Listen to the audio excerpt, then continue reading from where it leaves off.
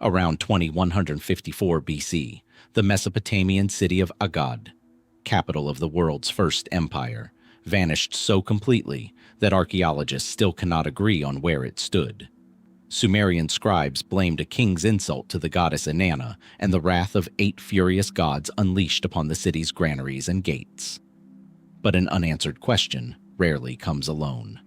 Somewhere in the historical record are cities abandoned without warning, expeditions that never returned, and societies that seem to vanish between one account and the next. Their remains offer clues, but clues are not conclusions. A plague could have emptied a city. A war could have destroyed it. Ancient writers sometimes blame the gods instead, as the scribes of Agade did. Yet none of these explanations can completely close the gaps. What survives is only enough to prove that something happened, and not enough to tell us exactly what. We begin with the curse that erased an empire. The wind moves across a stretch of northern Mesopotamian plain that for more than a century, no archaeologist has been able to name with certainty. Somewhere beneath this soil, or perhaps beneath soil many miles away, no one is entirely sure, lie the remains of a city that once commanded the known world. Its name was Agade. To the people who lived there, it was the center of everything. The seat of Sargon, a king who had risen from obscurity to rule the first empire in human history, stretching from the Persian Gulf to the Mediterranean coast. Its markets were said to overflow with silver, its granaries stacked high enough to feed nations, its walls the boundary of civilization itself. And then, sometime around 2154 BC, it was gone. Not conquered in the way we usually imagine conquest. Not reduced slowly, not absorbed into a neighboring kingdom, not left as ruins that later peoples resettled and renamed. Agade seems to have simply stopped. The written record, which had spoken so proudly of the city for generations, goes largely silent after its fall. And to this day, no excavation has definitively located where it once stood. This is, in itself, remarkable. We know the approximate locations of dozens of Sumerian and Akkadian cities: Ur, Uruk, Nippur, Lagash. Their mounds excavated, their tablets catalogued, their street plans reconstructed brick by brick. Agade, the capital of the most powerful empire of its age, remains missing. To understand why, we have to look at how the ancient world chose to explain it. The most detailed account comes from a Sumerian poem known today as the Curse of Agade, believed to have been composed not long after the city's fall, though the surviving copies date from centuries later. The poem does not describe famine or invasion in ordinary terms. It describes divine abandonment. According to the text, the goddess Inanna, patron deity of Agade, protector of its wealth and its war, withdrew her favor from the city. The reason given is almost startling in its specificity. The poem's antagonist, a king named Naram-Sin, grandson of Sargon, is said to have defiled the temple of the god Enlil at Nippur, tearing down its sacred structure in an act of open sacrilege. What follows, according to the poem, is not a siege in any conventional sense. It is a curse. Enlil, enraged, summons a mountain people called the Gudeans, described as a horde with the intelligence of dogs and the faces of monkeys, sent as punishment rather than as a conventional army. 8 deities are said to join in cursing the city outright, condemning its fields to go barren, its silver to become useless, its people to turn on one another in famine and despair. The poem describes grain rotting in the furrow, fish dying in the canals, birds falling silent, the great highways falling into disrepair as no traveler dares use them. It reads less like a historical chronicle and more like a warning. And that, many historians argue, is exactly what it was. Because here is where the mainstream explanation begins to take shape. Most scholars today do not read the Curse of Agade as literal reportage. They read it as political and religious literature. A text likely composed, at least in part, by priesthoods at Nippur who had genuine grievances against the memory of Naram-Sin, a king known for provocative religious claims, including inscriptions in which he appears to declare himself a god in his own lifetime. A curse narrative blaming a proud king's impiety for the fall of an empire would have served a very particular purpose for the temple establishment that outlived him. A moral lesson, a piece of propaganda, a way of explaining catastrophe in terms the audience would find spiritually satisfying. But strip away the poem's supernatural framing, and something else becomes visible underneath it, something that has occupied climate scientists and archaeologists far more than theologians. In the early 1990s, researchers examining sediment cores from the region, dust layers pulled from the bed of the ancient Persian Gulf and from sites in northern Syria, identified what appeared to be evidence of a sudden, severe aridification event occurring right around the time of Agade's collapse. The data suggested a period of drought and dust storm activity intense enough to have devastated the rain-fed agriculture that the Akkadian Empire's northern territories depended on. At Tel Leilan, an archaeological site in what is now northeastern Syria, excavators found something striking. A wind-blown sediment layer, essentially untouched by human occupation, sitting directly atop the remains of a functioning settlement, as though the site had been abandoned abruptly and then simply left to the elements for centuries. If this reading is correct, the fall of Agade may not have been a single dramatic event at all, but the slow unraveling of an empire that had overextended itself precisely as its climate turned against it. An empire built on grain surplus, tribute, and control of trade routes would have been acutely vulnerable to a multi-year drought, vulnerable in ways a single military defeat might not have been. Provinces that could no longer feed themselves would stop sending tribute. Garrisons that could no longer be supplied would begin to fail, and a capital that depended on all of it flowing inward would begin, quite literally, to starve. It is a tidy explanation. It is also, notably, not the explanation the Mesopotamians themselves offered. And this is where the mystery deepens rather than resolves. Because the climate data, however suggestive, remains contested.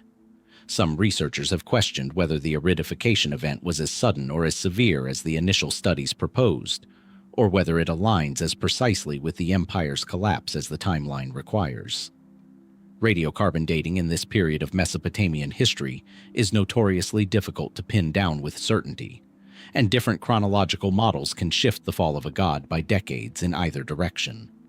Was the drought the cause of the collapse, or a contributing factor to a decline already underway from internal rebellion, the kind the historical record shows Naram-Sin fighting for much of his reign? Or was it, as the ancient poem insists, something else, a story about hubris and a punishment that arrived regardless of its cause?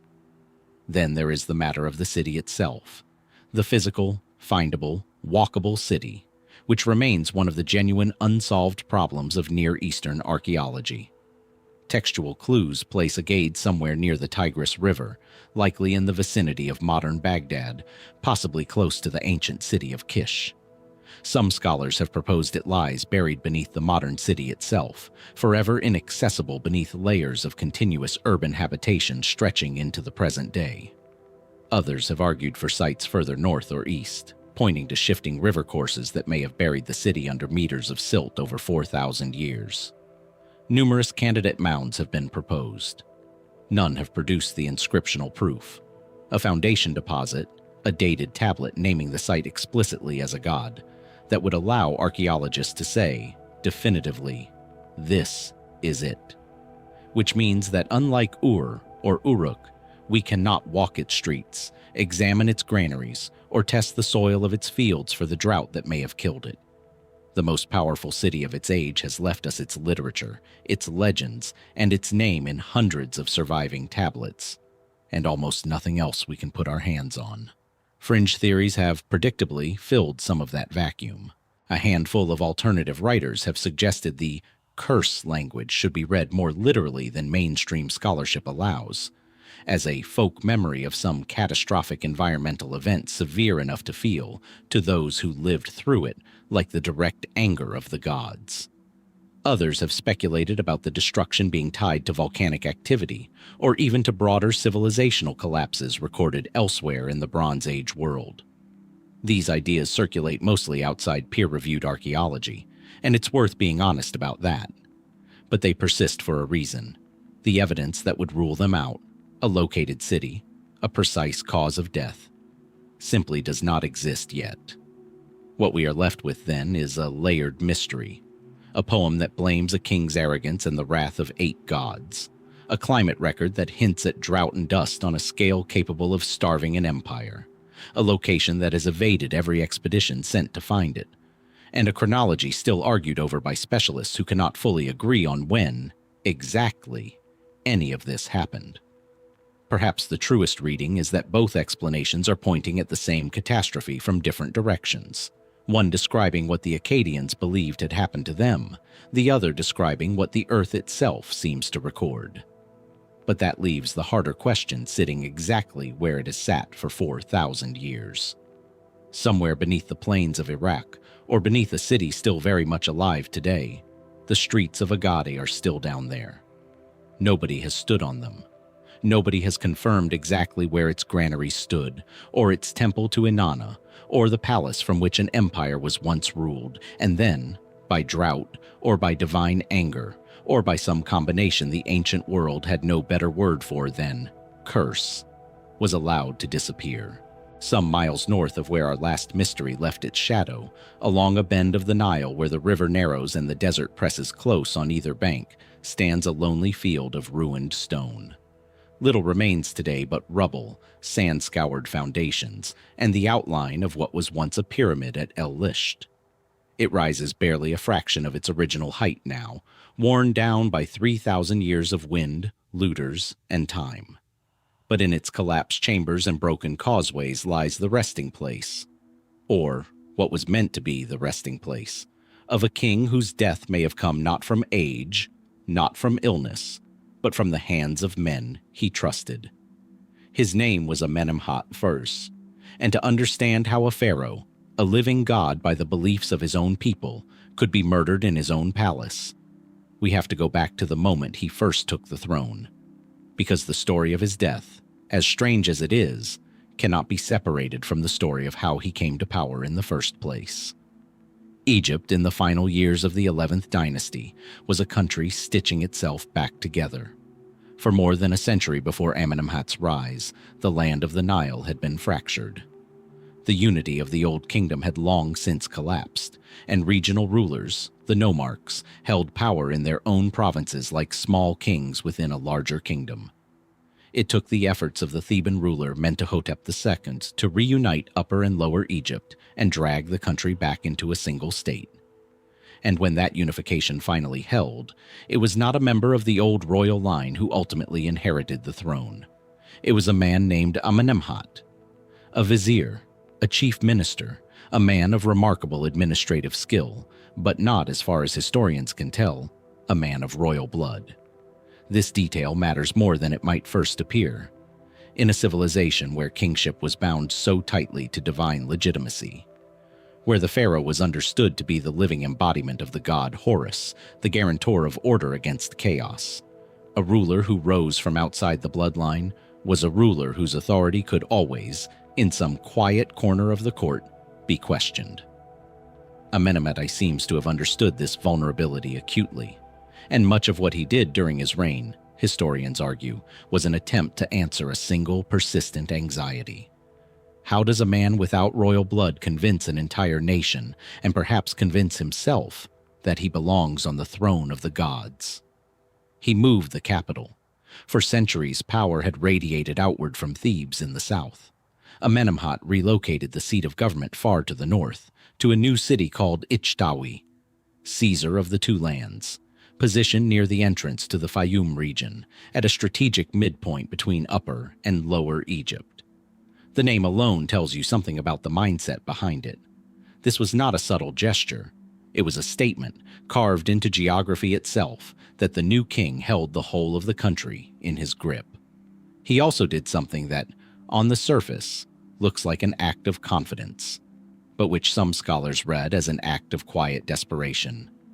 He took his own son, Senusret, and made him co-regent, crowned him as a ruling partner years before his own death, an arrangement without much precedent in Egyptian history up to that point. Officially, this was framed as continuity, as the wisdom of an aging king ensuring a smooth transition of power. But co-regency was also, practically speaking, a hedge.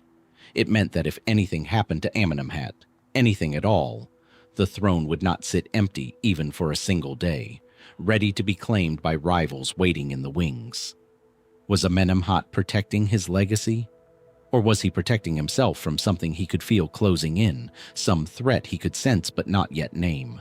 We know from the surviving fragments of his own reign that Amenemhat I ruled for around 3 decades, long enough to stabilize the country, reorganize its administration, and set in motion irrigation projects in the Fayum that would benefit Egypt for generations.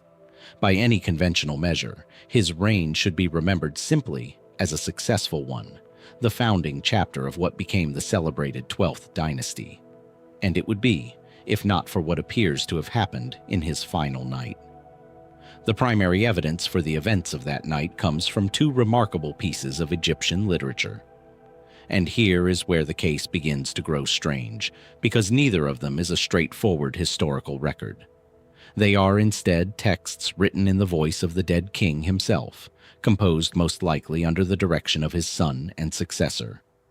The first is known as the Instructions of Amenemhat, a work of wisdom literature, a genre in which an elder figure passes advice to a younger one, often framed as a father addressing a son. In this text, the spirit of Amenemhat I speaks directly to Senusret, describing in the first person the night he was attacked. He tells of resting after the evening meal, his guard let down because it was, in his words, an hour for rest. A moment when a king could allow himself to simply exist as a tired man rather than a vigilant sovereign. And then, without warning, weapons appeared around his bed. The attack came from those meant to protect him. He describes reaching for arms that were not there, calling for guards who did not come in time, realizing, in the space of what must have been only seconds, that the men sworn to defend his life were the very men sent to end it. The text does not shy away from placing the betrayal exactly where it would hurt most, within the walls of his own household, among the very people bound by both duty and intimacy to guard him. Consider what that would have meant to an ancient Egyptian audience. The royal palace was not simply a residence, it was the innermost sanctum of the state, a space defined by controlled access and absolute trust. For an assassination to occur, there was to say that chaos, the very disorder that Egyptian kingship was ideologically built to hold back, had breached the last and most sacred line of defense. It was not just the murder of a man. It was, symbolically, a wound to the created order of the universe itself. The second text, and in many ways the more famous one, is the story of Sinuhe, one of the most celebrated pieces of literature to survive from ancient Egypt, still studied today for its narrative sophistication. Sinuhe is presented as a court official who, on the night of Amenemhat's death, overhears something, details the text keeps deliberately vague, and is seized by such immediate, overwhelming fear that he flees Egypt entirely, abandoning his position, his home, and his identity, to live for years in self-imposed exile among the peoples of the Levant. Why would a loyal official run? What exactly did Sinuhe overhear that night that convinced him his life was in danger simply for being present in the palace? The text never says outright. It leaves the fear to speak for itself, trusting its ancient audience to understand what could not be safely written down. Piecing these 2 sources together, the conventional historical reconstruction goes something like this. While Senusret was away on campaign in Libya, a conspiracy formed within the royal harem. A plot, scholars generally believe, to install a different heir, or perhaps simply to seize power outright while the co-regent was absent and vulnerable to being outmaneuvered. Conspirators within the palace, quite possibly guards or attendants with direct access to the king's private chambers, moved against Amenemhat while he slept, unguarded in that most human of moments. Senusret, informed swiftly and without public announcement, is said to have raced back from the western frontier before news of his father's death could spread, moving to secure the throne before any rival could act on the opportunity created by the assassination. This is the mainstream account.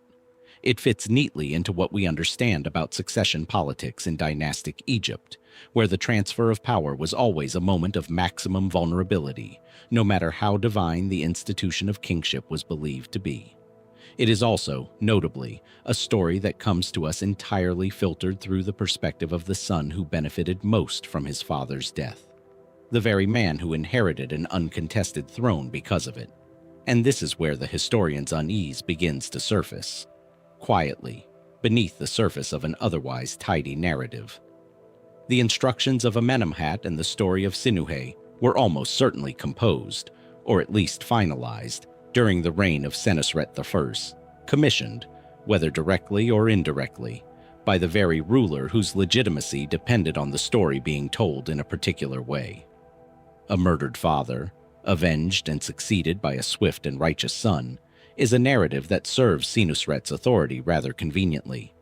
It casts him not as an opportunist who happened to inherit the throne amid chaos, but as a dutiful heir who moved decisively to restore order the instant it was threatened, a living demonstration that he, unlike the conspirators, stood on the side of divine order rather than chaos.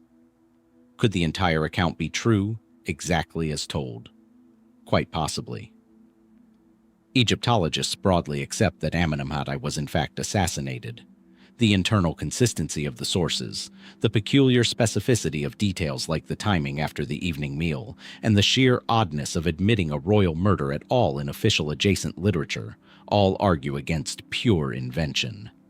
Kings did not typically manufacture stories of their own vulnerability without good reason. But how much of the specific narrative, the overheard conspiracy, the desperate flight of Sinuhe, the dramatic ride home by Senusret, is a faithful record? And how much is careful political theater dressed in the language of literature? We may never fully know. No trial records survive. No list of conspirators has ever been found.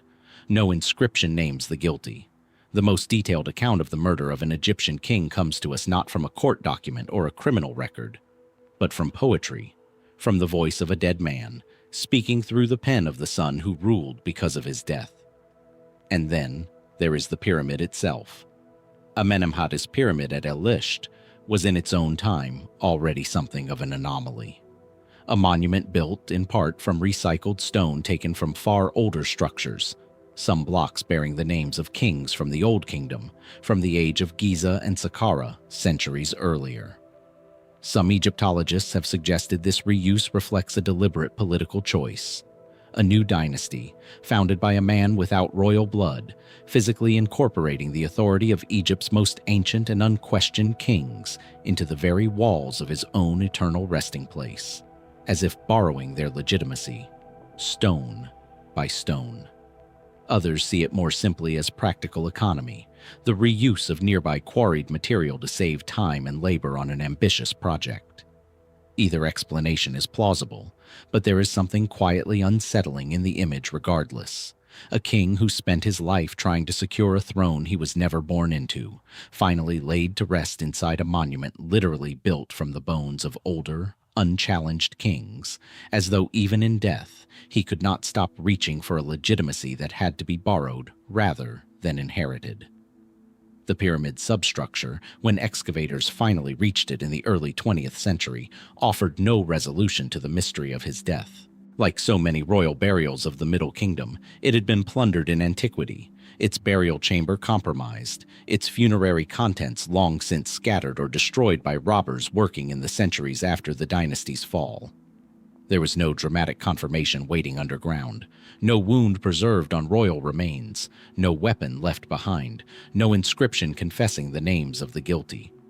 Whatever physical evidence of that night in the palace once existed has been lost to the same relentless erosion of time that has worn the pyramid itself down to a shadow of its former height. This is, in many ways, where the mainstream investigation quietly runs out of road, and where the more speculative theories begin to creep in at the margins, the kind of questions that rarely make it into textbooks, but linger in the footnotes and the conference hallway conversations of Egyptologists. Some have wondered whether Senusret's absence at the time of the murder was truly a coincidence, or something closer to a calculated distance.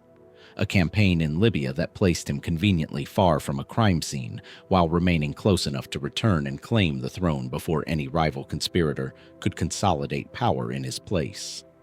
It is a theory built entirely on inference, unsupported by any direct evidence, and most historians regard it as unlikely, given how thoroughly Senusrit's later reign continued and honored his father's projects and memory. But the question, once raised, is difficult to entirely dismiss.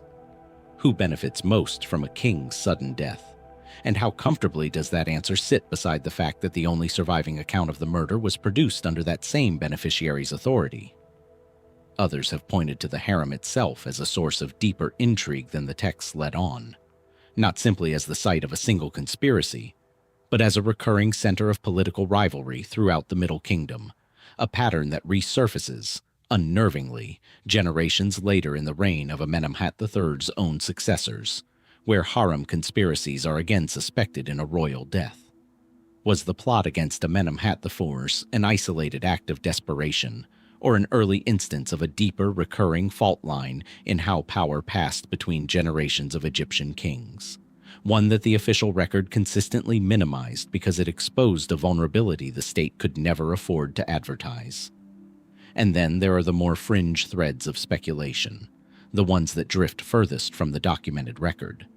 Voices who have asked whether the entire assassination narrative might have been constructed for reasons we no longer have access to at all, whether murder served as a useful fiction to explain what might otherwise have been a natural death, arriving at an inconveniently unstable political moment, one that needed a dramatic story to justify the unusual co-regency and the swift, uncontested transfer of power that followed. It is a theory that finds little support among mainstream Egyptologists, who note that fabricating a royal assassination would have been, if anything, a strange and destabilizing choice for a new dynasty to make about itself. But it lingers nonetheless, in the wide, uncertain space that surrounds any historical event known to us only through the words its survivors chose to leave behind. What we are left with, in the end, is a death attested by extraordinary literature, but unconfirmed by any surviving physical evidence. A murder scene we can only reconstruct through poetry written by the son of the victim, in service of a throne that son alone would occupy. The pyramid that should have held the final, silent truth of that night has long since been emptied by time and by thieves. The guards who may have carried out the killing left no names. The conspirators who may have planned it left no confession. Somewhere beneath the wind-scoured ruins at El-Lisht, or perhaps nowhere at all, the true circumstances of that night 3,000 years ago remain exactly where they have always been. Just out of reach, resting quietly between what the records tell us and what they were, perhaps, never meant to reveal. We have already seen how a king's death can be shaped as much by the hands that wrote about it afterward as by whatever actually happened in the room where he died. It is a theme worth holding on to, because roughly 2 centuries earlier, and several hundred miles to the east, in the flat river country of southern Mesopotamia, that same unsettling pattern appears again. This time not carved in the language of Egyptian court literature, but pressed into wet clay in the wedge-shaped marks of cuneiform, by scribes of a civilization that had already been ancient for a very long time. The city was Ur. Today its remains sit in the desert of southern Iraq, a scatter of eroded mud brick mounds dominated by one surviving structure that still, even in ruin, commands the eye. A massive step tower rising in receding terraces toward the sky. This is the great ziggurat of Ur, and it is one of the best preserved monuments of its kind anywhere in the ancient Near East.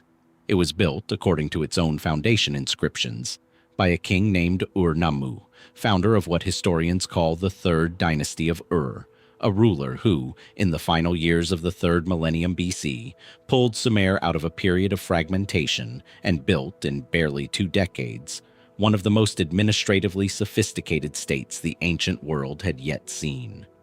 Ur-Nammu is not an obscure figure. He left behind one of the earliest known law codes in human history, predating the more famous laws of Hammurabi by nearly 3 centuries, a document that already shows a concern for standardized weights and measures, for the protection of widows and orphans, for a justice system built on compensation rather than simple retaliation. He commissioned canals, restored temples, reorganized the tax and administrative structure of an empire that stretched across much of Mesopotamia. Under his rule, Ur became not just a city, but the beating administrative heart of a wide and orderly domain. By every measure a Sumerian scribe might have used to judge a king, Ur-Nammu appears to have been a model of piety and competence, a ruler who did precisely what the gods were understood to require of him. He built their temples, he honored their rites, he kept the irrigation canals running and the granaries full. In the theology of Sumer, this was the bargain at the heart of kingship. Serve the gods faithfully, maintain order on earth, and be rewarded with a stable reign and ultimately an honored place in the world beyond. And that is precisely what makes what happened next so difficult to explain.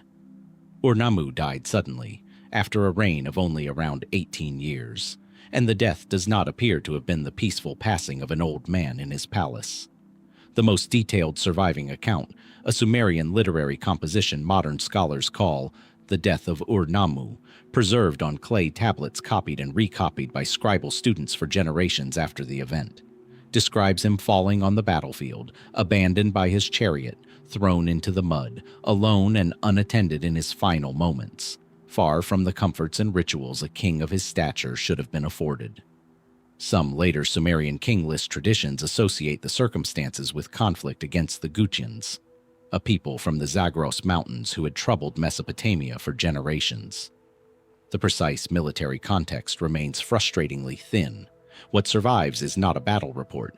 It is a lament, a work of grief, composed for public performance, mourning a king whose death seems to have struck his own people as somehow wrong, somehow out of step with what they believe the universe owed a ruler like him.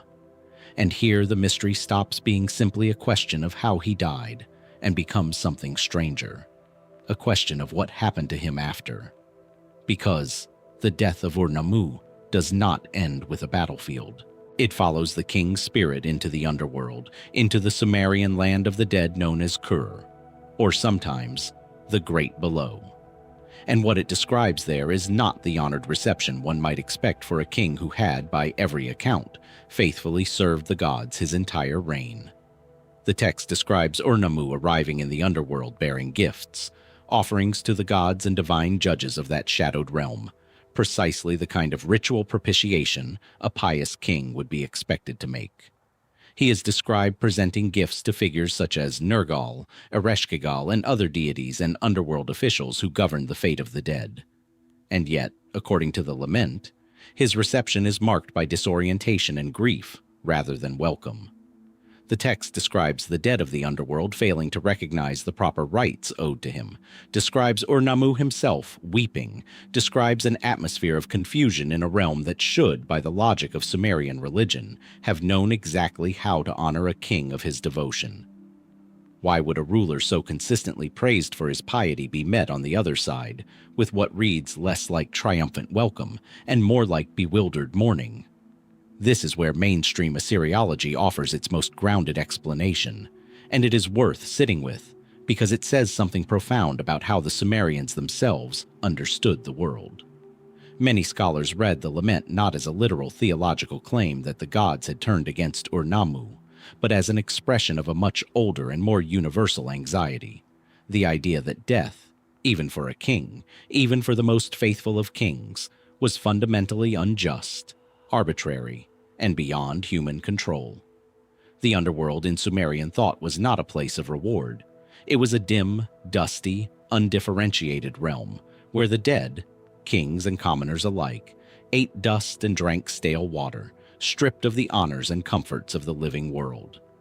In this framework, Ur-Nammu's confused, mournful reception may reflect not a specific divine punishment, but the shared fate of everyone who ever died, regardless of how well they had lived. And yet, even accepting that broader theological context, the text goes further than a generic meditation on mortality. It suggests more specifically that Ur-Nammu's death was premature, that it came before its appointed time, that something about the manner and timing of his end troubled the very fabric of what the Sumerians believed should have happened.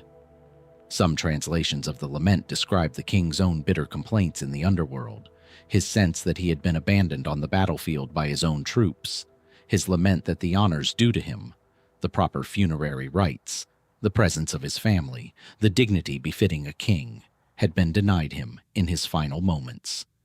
It reads less like the death of a man whose time had simply come, and more like the death of a man who felt, even from beyond the grave, that something had gone wrong. Was this simply the literary convention of the genre, a way of dramatizing loss, of giving voice to a nation's grief through the fictionalized suffering of its fallen king?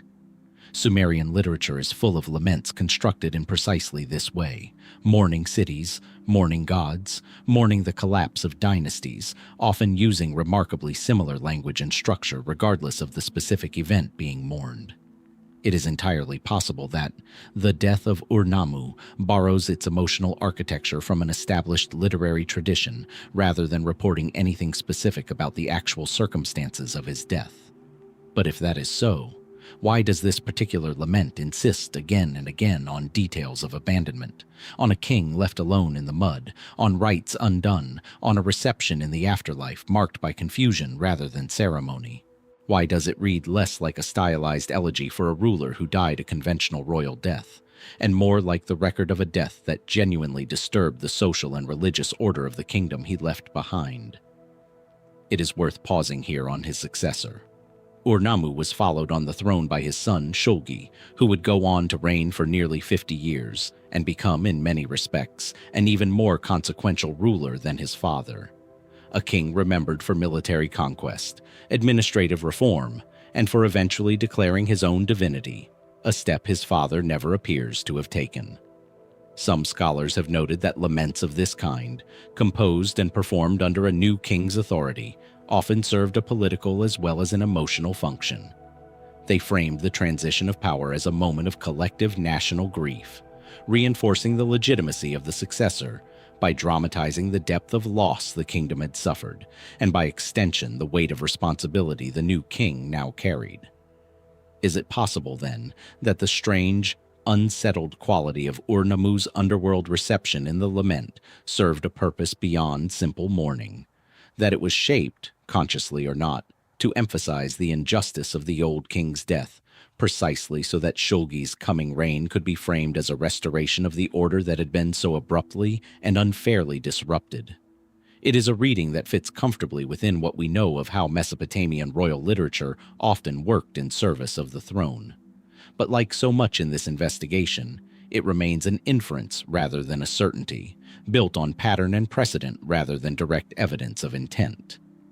From here, the trail grows fainter, and the more speculative voices begin to enter the frame. The ones who look at the same handful of clay tablets and see something closer to genuine theological crisis than political convenience.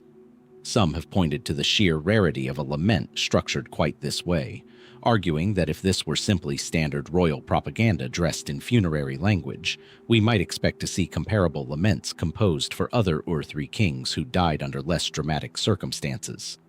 And yet nothing quite like it survives for Shulgi himself, or for the kings who followed him. Why does this particular unease, this particular sense of a death gone wrong, seem to cluster so specifically around Ur-Nammu? Others have looked toward the Gudean conflict itself, and toward the frustrating scarcity of detail surrounding it, and asked whether the vagueness in our sources reflects something more than the ordinary fog of ancient warfare. Whether the battlefield death of a king who had spent nearly 2 decades consolidating an empire might have been, in some way, not preserved in any surviving record, more complicated than a simple military defeat. No text names a traitor. No inscription describes a betrayal. This remains speculation built on absence rather than evidence, and most Assyriologists treat it with appropriate caution. But the absence itself is worth noting, if only because it stands in such contrast to how thoroughly Ur-Nammu's administrative and architectural achievements were documented and preserved. A king who left behind law codes, canal inscriptions, and temple dedications in exhaustive administrative detail left behind almost nothing in the way of a clear account of how, precisely, his life ended. And so we return, as we so often do in these investigations, to the ziggurat itself. the structure that still stands today at the heart of ancient Ur. Its terraces rebuilt in part by later kings, who continued to honor Ur-Nammu's original foundation for centuries after his death. It remains one of the most direct physical connections we have to a man whose final hours are described to us only through the uncertain, grief-laden language of a lament. A text that insists something was owed to him that he did not receive in this world, or, if the Sumerians were right, in the next. Did Ur-Nammu simply fall in battle, mourned by a grieving nation in the conventional language of Sumerian elegy? Or does the strange, unsettled underworld he is described entering, confused, ungreeted, deny the reception his piety should have earned him, preserve the memory of something the scribes of Ur understood but chose never to state outright? The clay tablets that hold his lament have survived for over 4,000 years, copied faithfully by generation after generation of scribes who, perhaps, never fully understood the mystery they were preserving either. Somewhere in that gap between devotion and abandonment, between a king's earthly achievements and his uncertain fate beyond the grave, the true nature of Ur-Nammu's death remains, like so much of the ancient world, only partially unearthed. Dreams, we have seen, have a way of outliving the dreamers. In the last chapter, a vision whispered in the dark reshaped the fate of an empire. A single night's sleep folding itself into the waking world until no one could say where the dream ended and history began. That pattern, it turns out, did not begin there. It is older, much older. 4,000 years ago, in the marshlands of southern Mesopotamia, a ruler would lie down to sleep and wake convinced that a god had visited him. And what he built afterward still stands, in fragments, in the collections of the Louvre, telling a story that historians are still trying to fully explain. His name was Gudea, and his visions may be among the oldest recorded dreams in human history. Picture the site first. Tello, in modern Iraq, a low mound rising out of flat agricultural land near the Shatt al-Garraf Canal, not far from the Euphrates. To the untrained eye, it looks unremarkable. A hill of packed earth and mud brick rubble, baked hard by centuries of sun. But beneath that unassuming surface lies the ancient city of Girsu, one of the great religious and administrative centers of Sumer, and the capital of the city-state of Lagash. It was here, in the late 3rd millennium BC, that a governor named Gudea ruled. Not a king in the grandest sense, not a conqueror who left behind a trail of burned cities, but a builder, a patron of temples, a man remembered less for war than for what he claimed he was told to construct. And what makes Gudea extraordinary is not simply that he built. Rulers built constantly across the ancient Near East. That was, in many ways, the entire point of kingship, the visible proof that the gods favored you. What makes Gudea extraordinary is that he left behind, in his own words, the account of exactly how he claims he knew what to build, and why. He wrote it down. Or rather, he had it written down, in cuneiform script pressed into wet clay, on 2 large terracotta cylinders that would lie buried for over 4,000 years before French archaeologists unearthed them in the late 19th century. Those cylinders, now known simply as Cylinder A and Cylinder B, are among the longest and most complete literary texts to survive from ancient Sumer, and their subject is a dream. According to the text, Gudea fell asleep one night. His city needed a temple, a great house for the god Ningirsu, the patron deity of Lagash, a warrior god associated with agriculture, irrigation, and the thunderstorm. The old temple, the Aninu, had fallen into disrepair, or perhaps had never been built to the scale the god demanded. Gudea, by his own account, did not simply decide to rebuild it. He was shown that he must. In the dream, a towering figure appeared to him, a being so vast that his head reached the heavens and his feet touched the earth, crowned, Gudea says, with the crown of a god. Beside this figure stood a divine bird, and on either side, a lion. The figure spoke, though not plainly. The message came wrapped in riddles, in symbols that even Gudea, waking, could not decipher on his own. He describes further imagery. a woman holding a stylus and a tablet marked with stars, seemingly plotting the heavens, consulting the sky as though architecture itself were written there.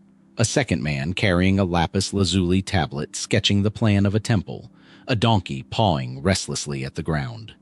Bricks being formed in a mold, a detail rich with meaning in a civilization where the brick was the fundamental unit of civilization itself, the material from which every home, palace, and ziggurat in the floodplain was built, since stone was scarce and timber scarcer still.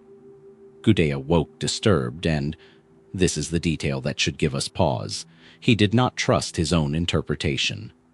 He sought out the goddess Nanshi, associated in Sumerian religion with dream interpretation, prophecy, and social justice, and asked her to explain what he had seen. Through her, or through the priestly apparatus that spoke in her name, the vision was decoded. The towering god was Ningirsu himself, commanding the reconstruction of his temple, the Aninnu. The woman with the stylus was the goddess Nesaba, patron of writing in the heavens, indicating the temple's plan was to be drawn according to a divine, almost cosmological, template. The man with the lapis lazuli tablet was the god Nindub, the architect god, laying out the sacred blueprint. Even the restless donkey, it was explained, symbolized Gudea's own impatience, his eagerness to begin.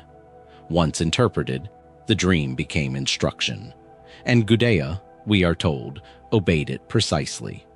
What follows in the historical record is, on its surface, straightforward enough. Gudea undertook a massive building campaign. He imported cedar from the Amanus Mountains, diorite from distant Magan, likely in the region of modern Oman, copper, gold, and precious stones from trade networks stretching as far as the Indus Valley. He commissioned dozens of statues of himself, carved from that same hard, dark diorite, showing him seated or standing in postures of quiet devotion, hands folded, eyes wide and attentive, inscribed with lengthy dedications to the gods. Nearly 30 of these statues have survived, an extraordinary number for any ruler of this period, and they remain some of the finest examples of Sumerian sculpture ever recovered, their proportions calm, their expressions almost eerily serene. This much is not in dispute. The archaeology confirms it. The inscriptions corroborate the building program down to remarkable administrative detail. The quantities of grain distributed to workers, the lengths of canals dug, the precise dimensions of the temple's foundations. Gudea's Girsu was, briefly, one of the most sophisticated bureaucratic and religious centers on Earth, an urban complex where the mundane machinery of taxation and labor organization coexisted without apparent contradiction, with the conviction that its architecture had been dictated by a god in a dream. Historians largely agree. Where the story becomes harder to hold on to is in the texture of the vision itself, and in the question of what, exactly, Gudea believed he had experienced. Consider the language for a moment. Ancient Near Eastern texts are dense with formulas. Kings routinely claim divine sanction. It was, in a sense, the price of admission to legitimate rule. A ruler who said, "I decided to build a temple because it seemed prudent," would have sounded to Sumerian ears almost blasphemously arrogant. Divine command was the expected framework, the socially necessary explanation for any major undertaking. So one reading, the mainstream, cautious reading favored by most Assyriologists, treats Gudea's dream narrative as exactly that. A literary and political convention, a formalized way of asserting religious authority. No more a literal transcript of an actual dream than a modern politician's claim to have been called to public service is a literal account of a telephone conversation with the divine. And yet, the specificity nags at us. Why the donkey? Why is the tablet marked with stars? Why the careful, layered structure of a dream within a dream? A vision that required a second visionary, Nanshi, to unpack it, as though even Gudea himself understood that what he had seen exceeded ordinary comprehension. Political convention tends toward the general. The god commanded me to build. Gudea's account is strange in its particularity, cluttered with images that do not obviously serve propaganda. A restless donkey is not an image one invents to flatter a king. It reads, to some scholars, less like a crafted political fiction and more like an attempt, however mediated by later editing and priestly interpretation, to record something that actually happened in the mind of a sleeping man. Whether that something was a genuine paranormal encounter, a vivid psychological event born of stress and religious devotion, or simply the residue of a planning process already underway before the dream was ever declared, is a question the clay tablets cannot answer for us. There is, of course, a third possibility that sits between conscious fabrication and literal supernatural visitation. The possibility that Gudea experienced something we would now recognize under a very different vocabulary. Sleep researchers today describe hypnagogic and hypnopompic states, the strange liminal territories between waking and sleeping in which the mind produces vivid, symbolically dense, often terrifying or awe-inspiring imagery, sometimes accompanied by a powerful sense that a presence is in the room. Could a ruler under the immense pressure of an ambitious building campaign, steeped from childhood in the imagery of towering gods and divine architects, have experienced precisely such a state and interpreted it sincerely as contact with Ningirsu?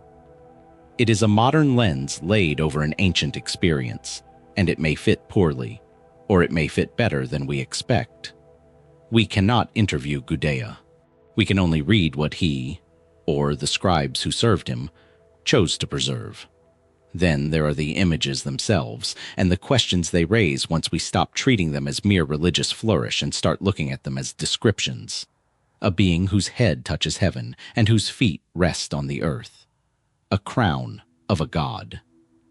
Attendants, a bird figure and paired lions flanking the central form as though composing a kind of throne or seal of authority. To a Sumerian audience, these were legible religious symbols. Ningirsu's mythology was already bound up with the imagery of the Anzu bird and the lion-headed eagle, potent emblems of divine kingship and storm power that appear across Mesopotamian art for centuries before and after Gudea's reign. A modern reader schooled in comparative mythology sees, in this vision, an entirely coherent piece of Sumerian religious symbolism. The god appearing in his expected regalia, attended by his expected creatures, delivering his expected message through his expected channels. Nothing here demands an exotic explanation. Everything in the dream can be traced to iconography Gudea would have seen daily, carved into seals, painted onto temple walls, sung about in hymns performed since his childhood. The vision, in this light, is less a mystery than a mirror, the sleeping mind assembling the sacred images it already knew. But it is worth sitting, just for a moment, with how this particular passage has been read outside of mainstream scholarship. In the 20th century, as ancient astronaut theories gained popular traction, Gudea's dream became one of the texts occasionally cited by writers eager to find, beneath the mythological language, the description of an actual encounter. A towering, crowned figure whose head reaches the sky recast as a being in some kind of tall apparatus or craft. The tablet of stars recast as a star chart or navigational device. The careful, almost technical process of decoding the vision recast as the difficulty of interpreting something genuinely foreign, rather than merely divine. Mainstream Assyriologists have, without much hesitation, set this reading aside. The imagery, they point out, maps too cleanly onto known Sumerian religious conventions to require an exotic origin, and the decoding scene mirrors a well-attested genre of dream interpretation literature found throughout the ancient Near East, unrelated to any encounter with the unfamiliar. Still, the fact that a 4,000-year-old temple-building dream continues to surface in these fringe conversations at all says something about the peculiar staying power of Gudea's account, its resistance to being fully absorbed into just another royal inscription. Because that, ultimately, is the quiet strangeness at the center of this story. Most Divine Commission texts from the ancient world are brief, a line or two. The god commanded, the king obeyed.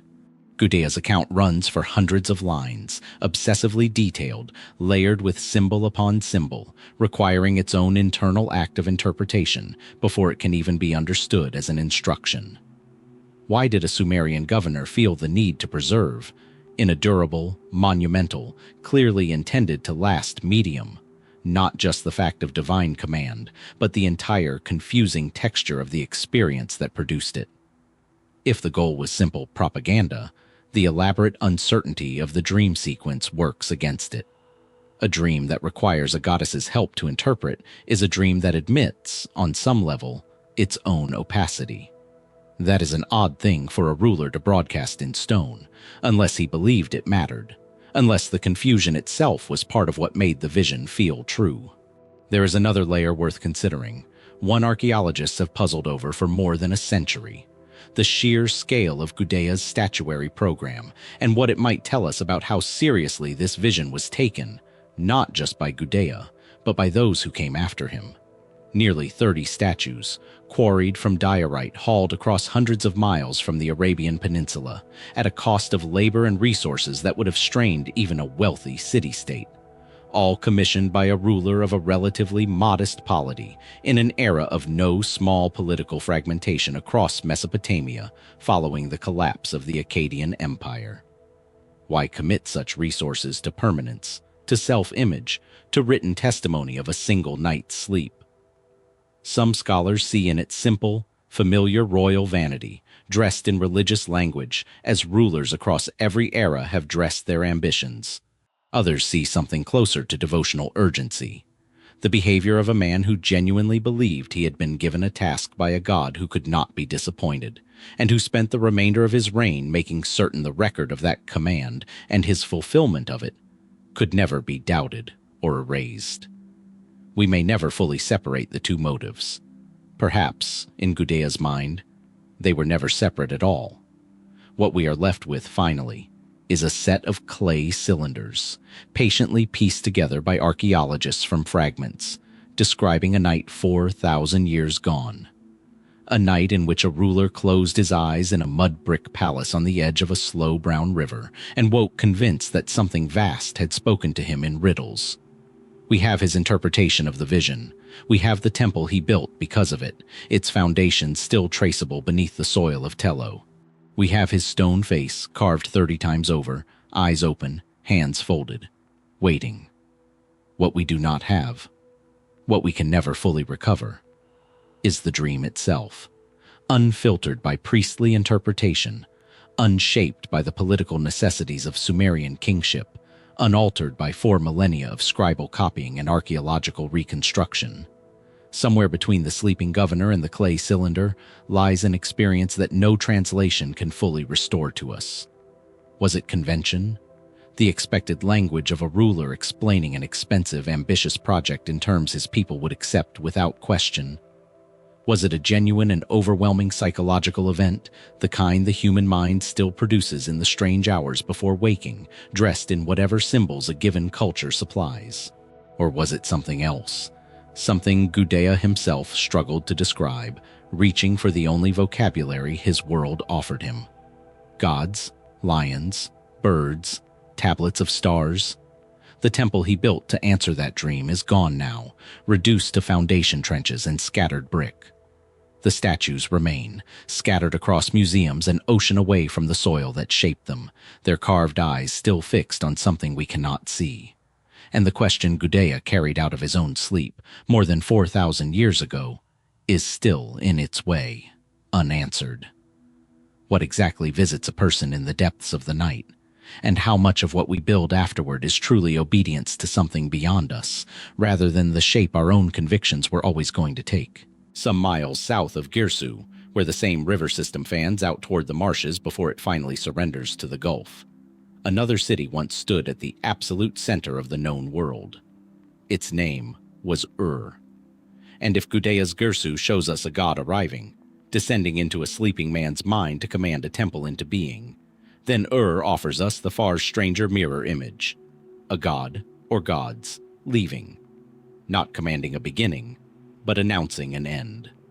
Today, the site is called Tel el-Mukayyar, a wind-scoured mound in southern Iraq dominated by the looming, restored bulk of a ziggurat.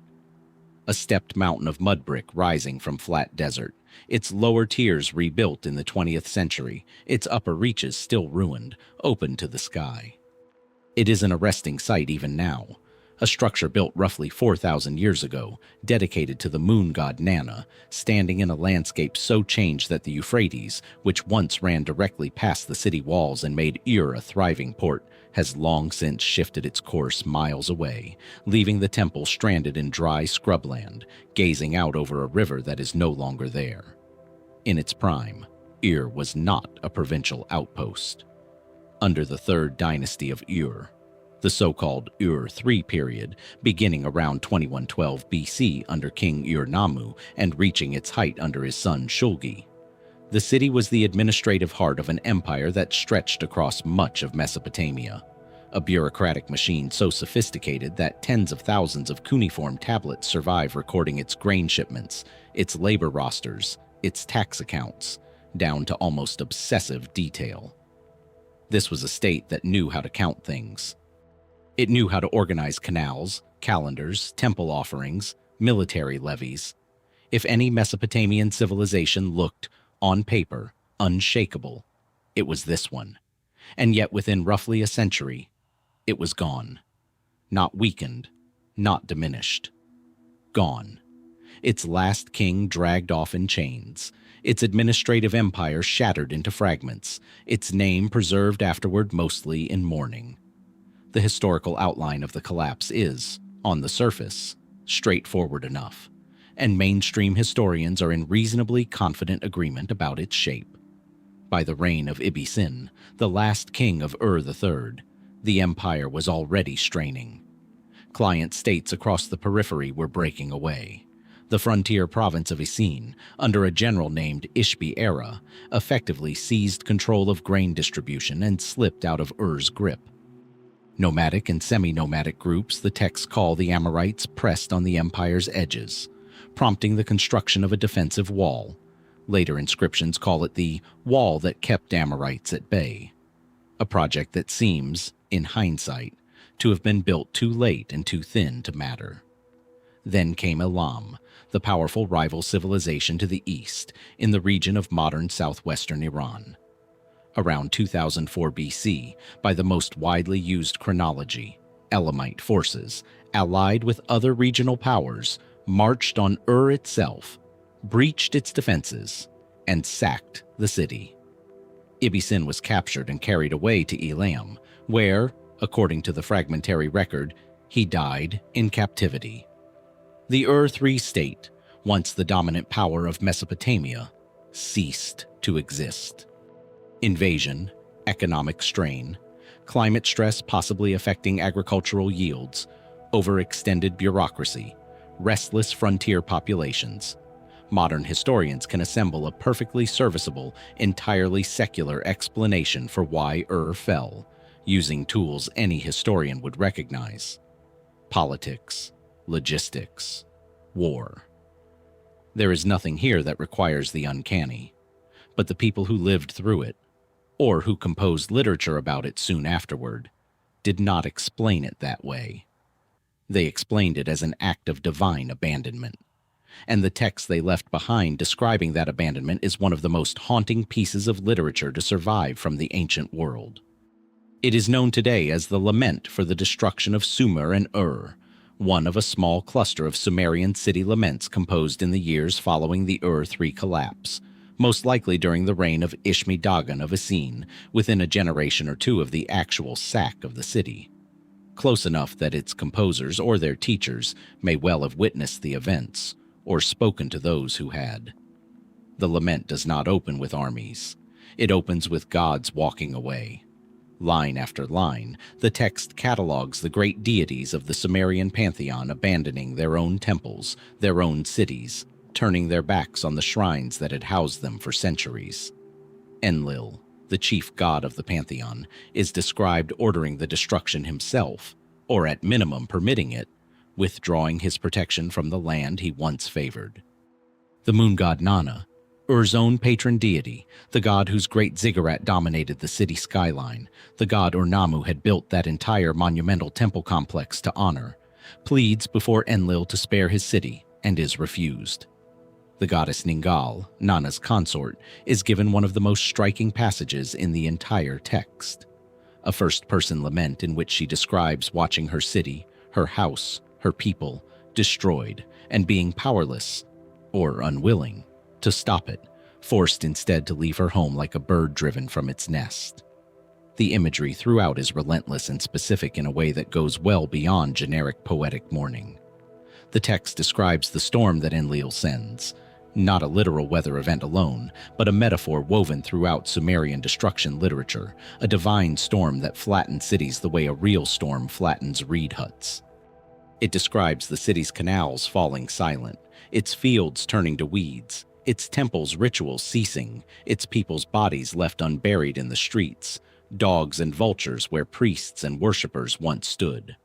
It describes the abandonment as total, not a single god remaining to intercede, the entire divine apparatus of the city withdrawing at once, as though something enormous had simply decided that Ur's time was finished.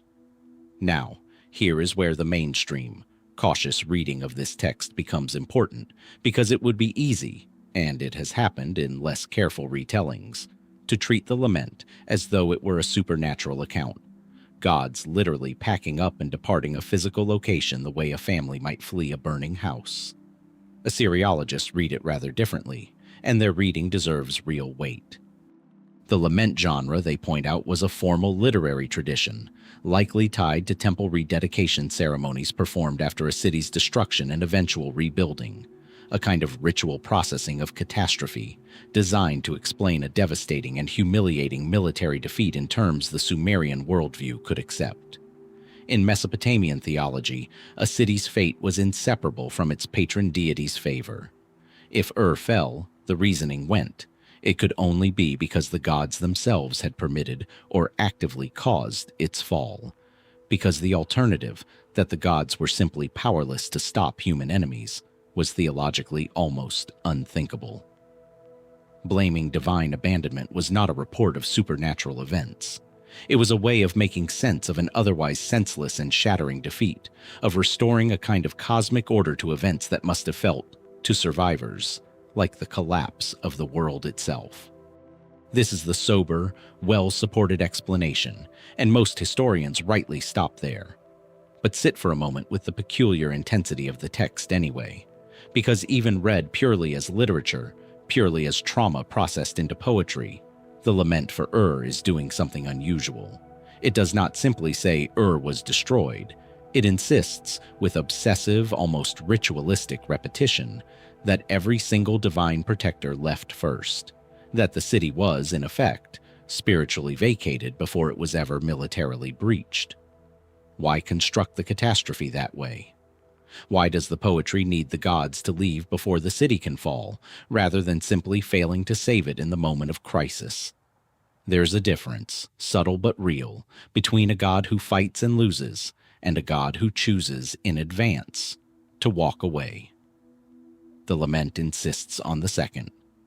And that insistence, that abandonment precedes destruction, that the sign of coming catastrophe is not violence, but absence, silence, an empty shrine, is a theme that recurs across an unsettling number of ancient cultures confronting their own civilizational collapse, from later Mesopotamian omen texts warning of temples found unexpectedly quiet, to accounts from entirely separate traditions describing sacred sites found abandoned by their guardians shortly before disaster. Historians of religion have long debated whether this is coincidence, a natural human response to catastrophe converging independently across cultures, or evidence of something more deeply embedded in how ancient societies process the earliest warning signs of their own decline. Signs that, filtered through a religious worldview, may have registered first as a kind of felt absence, long before the physical evidence of collapse became undeniable. There is also the small, nagging detail of timing that some researchers have puzzled over, without ever quite resolving it. The lament describes climatic and agricultural disruption alongside the divine withdrawal.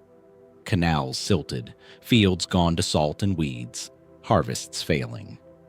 Modern paleoclimate research has, independently of the literary tradition, identified evidence for a period of increased aridity across the region in roughly this window of the late 3rd millennium BC, part of a broader pattern of climatic stress observed at sites across the ancient Near East around this time.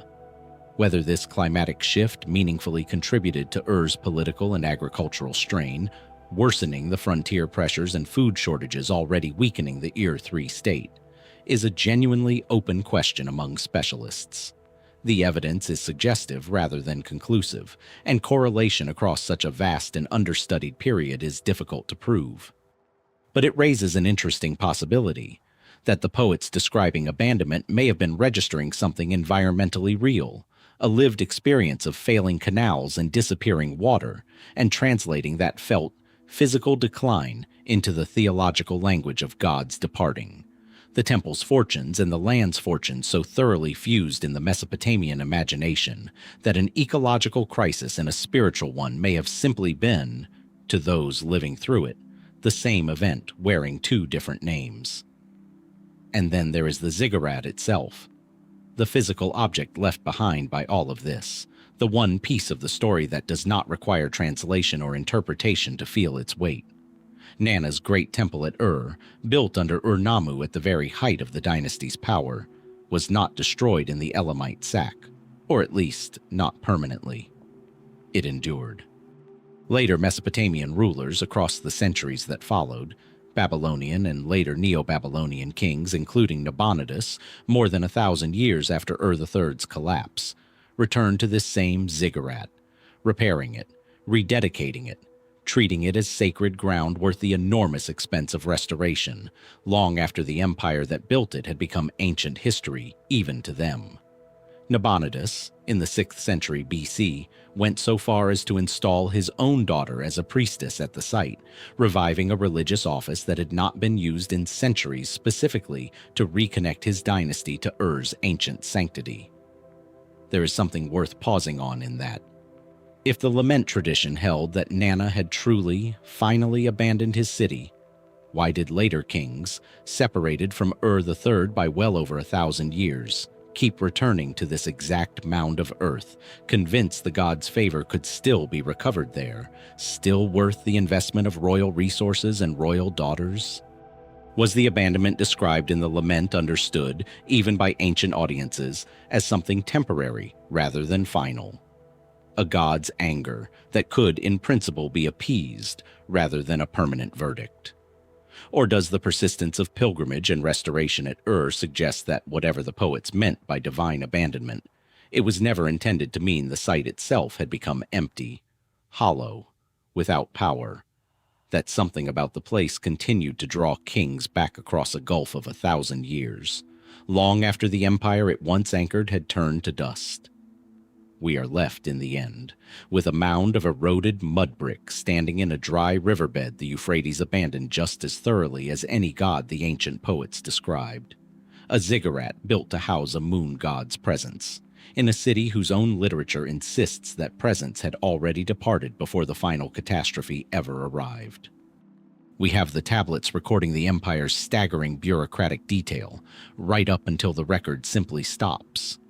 We have the lament, composed by poets close enough to the fall to have heard it firsthand, insisting with unusual, almost obsessive specificity that the gods left first, and the destruction only followed.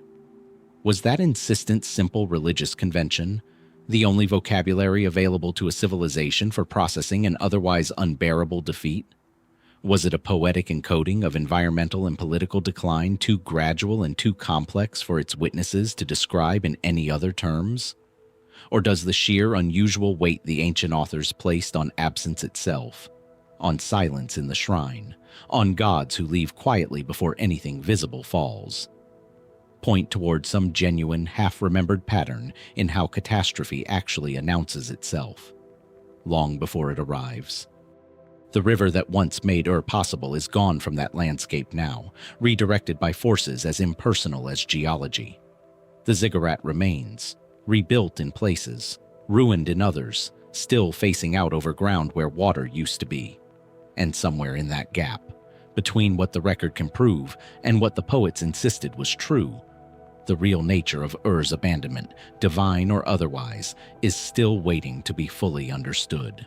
That lament we left behind, the clay tablets on which it survives, copied and recopied by student scribes for centuries after Ur's fall, until fragments of it turned up in the ruins of half a dozen different cities, deserves a closer look. Because buried within its verses of gods departing and temples falling silent is something quieter, and in some ways stranger. A famine. A hunger so total, so specific in its catalogued horrors, that some who have studied it closely have wondered whether the poets were describing a political catastrophe in famine's clothing, or an actual famine so severe it reshaped how an entire civilization remembered its own collapse. The tablets themselves are unassuming objects. Fist-sized, sun-baked, or kiln-fired clay, covered edge to edge in the dense wedge-shaped strokes of cuneiform script, excavated from the rubbish and floor fill of scribal schools across southern Mesopotamia. Nippur most of all, where thousands of student exercise tablets have been recovered, the lament for the destruction of Sumer and Ur among the texts young scribes were required to copy as part of their training, centuries after the events it describes. That fact alone is worth sitting with. For generation after generation, Mesopotamian schoolchildren learned to write by copying out, over and over, a poem about their ancestors starving. And what the poem describes, when you set aside the gods for a moment and simply follow the imagery of hunger, is unrelenting. The text speaks of grain heaps that once stood high, now lying empty. Of canals, the entire circulatory system of a civilization built on irrigation agriculture, growing silent, their water no longer moving, weeds choking channels that once fed the fields. It describes the fields themselves growing sick plants, a phrase scholars have puzzled over, sometimes read as blighted crops, sometimes as the visible effect of soil turned toxic with salt. It describes granaries emptied, storehouses breached, food stores that should have carried a city through hardship instead vanishing entirely. And most disturbingly, it describes, in the same register as descriptions of enemy violence, mothers unable to feed their children, the starving abandoning their own homes in search of food that did not exist, bodies left where they fell because there was no longer strength, or perhaps no longer sufficient population, to bury them. Is this poetic exaggeration, the standard, expected hyperbole of a destruction lament, designed to communicate total catastrophe through maximal imagery? Or is it something closer to reportage, a poem composed within a generation of the actual events, drawing on the genuine memory of a famine severe enough that its horror outlasted, in cultural memory, even the military destruction that accompanied it? Here, the mainstream historical picture offers a fairly confident, if partial, explanation, and it is worth laying out plainly before we go further. The end of the Ur-3 period was, as the last chapter traced, a slow unraveling rather than a single catastrophic blow, a state stretched thin by military pressure on its frontiers, a breakaway province at Ibbi-Sin choking off grain distribution to the capital, and a final devastating Elamite assault that removed the last king from power entirely. Administrative records from the final years of Ur-3 already show signs of severe strain. Documented price spikes for barley, the empire's staple grain and effectively its currency, rising to levels many multiples higher than normal, an unmistakable economic signature of food scarcity playing out in the tablets long before the city's final fall. A famine emerging from this combination, supply lines cut, agricultural land contested or abandoned, refugees flooding an already stressed capital, requires no exotic explanation at all.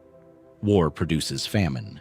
It is one of the oldest and most reliable correlations in human history, and Ur, in its final years, was very much at war. That is sober reading, and it accounts for a great deal. But it does not, on its own, account for everything the lament chooses to emphasize, nor for a peculiar body of independent evidence that some researchers believe points toward a contributing cause the ancient poets themselves may not have fully understood, even as they described its symptoms in remarkable, almost clinical detail. That evidence concerned salt. southern Mesopotamia's irrigation agriculture, astonishingly productive for millennia, carried within it a slow-acting flaw. Water drawn from the Tigris and Euphrates and channeled onto fields through canals carries dissolved mineral salts.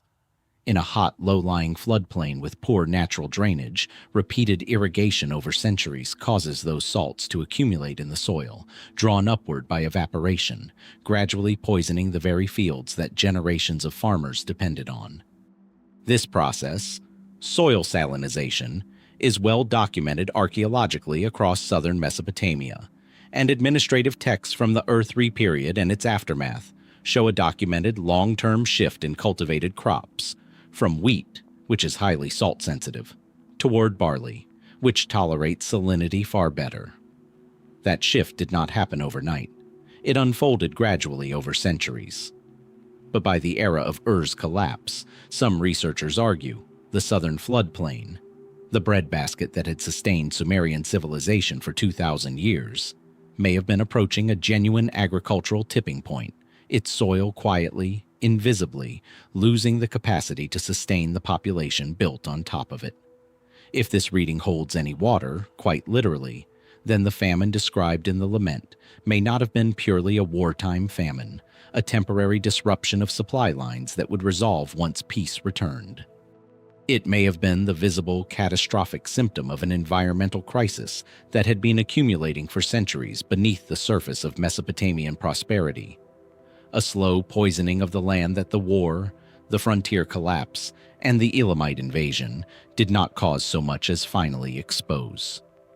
The lament's image of fields producing sick plants takes on an unsettling new resonance under this theory.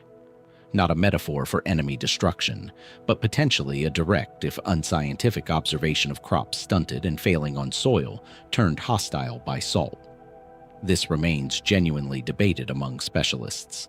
The archaeological and textual evidence for salinization in this specific period is suggestive rather than conclusive, and some scholars caution against reading too much environmental determinism into a collapse that had clear, well-documented political and military causes of its own.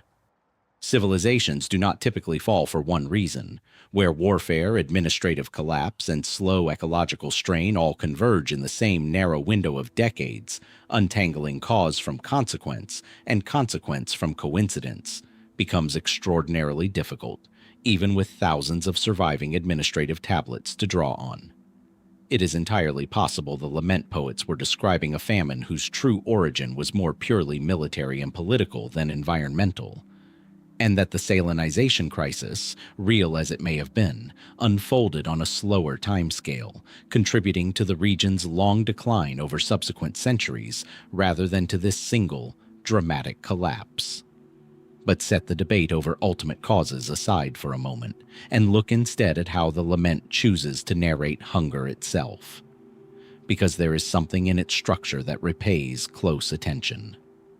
The famine, in the poem, does not arrive as a single crisis with a clear beginning. It arrives in layers, in an accumulation of small failures each described with unusual specificity. The canals first, then the granaries, then the fields, then finally the people, as though the poets were tracing an actual chain of collapse, cause folding into effect, rather than simply gesturing at generic catastrophe. Compare this to other ancient destruction narratives from the same broader literary tradition, many of which move quickly to the climactic violence. The sack, the fire, the slaughter, treating hunger, when it appears at all, as a brief prelude to the real catastrophe of military defeat. The Ur-Lament lingers instead. It spends verse after verse on the mechanics of starvation itself, on the specific, almost bureaucratic details of a food system failing piece by piece. For a civilization whose entire administrative genius lay in tracking grain, its harvest, its storage, its distribution, down to individual rations recorded on thousands of surviving tablets, perhaps it should not surprise us that even its poetry of collapse thinks in the vocabulary of a ledger. But it does raise a genuine question. Were the poet simply drawing on formal literary convention, a known and expected way of describing catastrophe passed down through a tradition of city laments composed after earlier disasters? Or were they drawing, consciously or not, on an actual, remembered sequence of events? A famine whose specific stages, canal failure, granary collapse, field blight, mass starvation, had been seared into communal memory precisely because someone who lived through it, or their teacher, or their teacher's teacher, had once described it exactly this way, and the description had simply never been allowed to soften with retelling. There is one more thread worth pulling, and it is the strangest of all. Several ancient Mesopotamian omen compendia, texts entirely separate from the lament tradition, compiled by professional diviners to catalog the meanings of unusual natural and celestial events, contain scattered references to famine omens associated, in later scribal tradition, with the fall of Ur specifically, treating the event almost as a kind of paradigm case, a famine so severe it became the reference point against which later potential famines were measured and warned against. Diviners centuries afterward, examining the entrails of sacrificial animals or reading the flight patterns of birds, would sometimes record an ominous sign as portending a famine like that of Ur, a phrase that, if the translations and interpretations offered by specialists are correct, suggests the memory of this specific catastrophe remained, for a very long time, the worst-case scenario against which the Mesopotamian imagination measured all future disasters. What kind of famine leaves that particular a mark? Not just grief, not just poetry, but an entry in the technical vocabulary of professional risk assessment, invoked by priests calculating danger 1,000 years later. We are used to thinking of ancient catastrophes fading quickly into vague, half-remembered myth. The famine of Ur seems instead to have calcified into something closer to institutional memory, cited by name, by specialists, across an almost unimaginable span of time. We are left then with clay tablets covered in the exercises of long-dead schoolchildren, patiently copying out a catalog of hunger their teachers insisted they memorize, word for word, sign for sign, for reasons the texts themselves never quite explain. We have administrative records showing grain prices spiking to catastrophic levels in Ur's final years, and a slower, subtler body of evidence suggesting the very soil beneath Sumer's fields may have been turning against the civilization it had sustained for 2,000 years. We have a poem that lingers, with unusual and specific care, on the mechanics of starvation. Canal, granary, field, body, as though tracing a wound it needed the audience to fully understand, not merely mourn.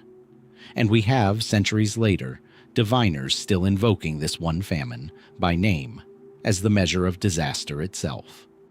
Was the Great Famine of the Ur-Laments simply the predictable, if devastating consequence of a war-torn empire cut off from its own grain supply, a tragedy fully explained by politics and violence, requiring no deeper cause? Or does it mark the moment a much older, slower catastrophe, a floodplain quietly exhausting itself after 2 millennia of irrigation, finally became impossible to ignore, disguised in the historical record as a military collapse, because that was the only story its witnesses had the tools to tell? The tablets that preserve the answer, if it is fully contained in them at all, remain scattered across museum collections and excavation storerooms, most of them still unpublished, still untranslated, still waiting for someone to ask the right question of clay that has already waited 4,000 years to be understood. We have already met him once in passing, a name buried in the wreckage of the last 2 chapters, mentioned but not yet examined. Ibbi-Sin, the final king of the 3rd dynasty of Ur, the ruler who was captured, chained, and marched off to Elam while his capital burned behind him. We know how his story ends. What we do not fully know, what historians have spent more than a century arguing over, is how exactly a state so vast, so administratively sophisticated, so thoroughly documented in its own bureaucracy, managed to come apart in his hands within the span of a single reign. Picture the archive first, because in this mystery, the archive is very nearly the crime scene. Across the 20th and 21st centuries, excavators and collectors have recovered somewhere in the range of 100,000 cuneiform tablets from the Ur-III period. An almost unimaginable administrative record, generated by a state that tracked grain rations for temple weavers, recorded the exact number of sheep passing through provincial way stations, calculated labor quotas for canal maintenance down to individual work gangs. No civilization before it, and few after, documented its own daily functioning in such obsessive, granular detail. It is, in a sense, one of the best recorded bureaucratic collapses in human history.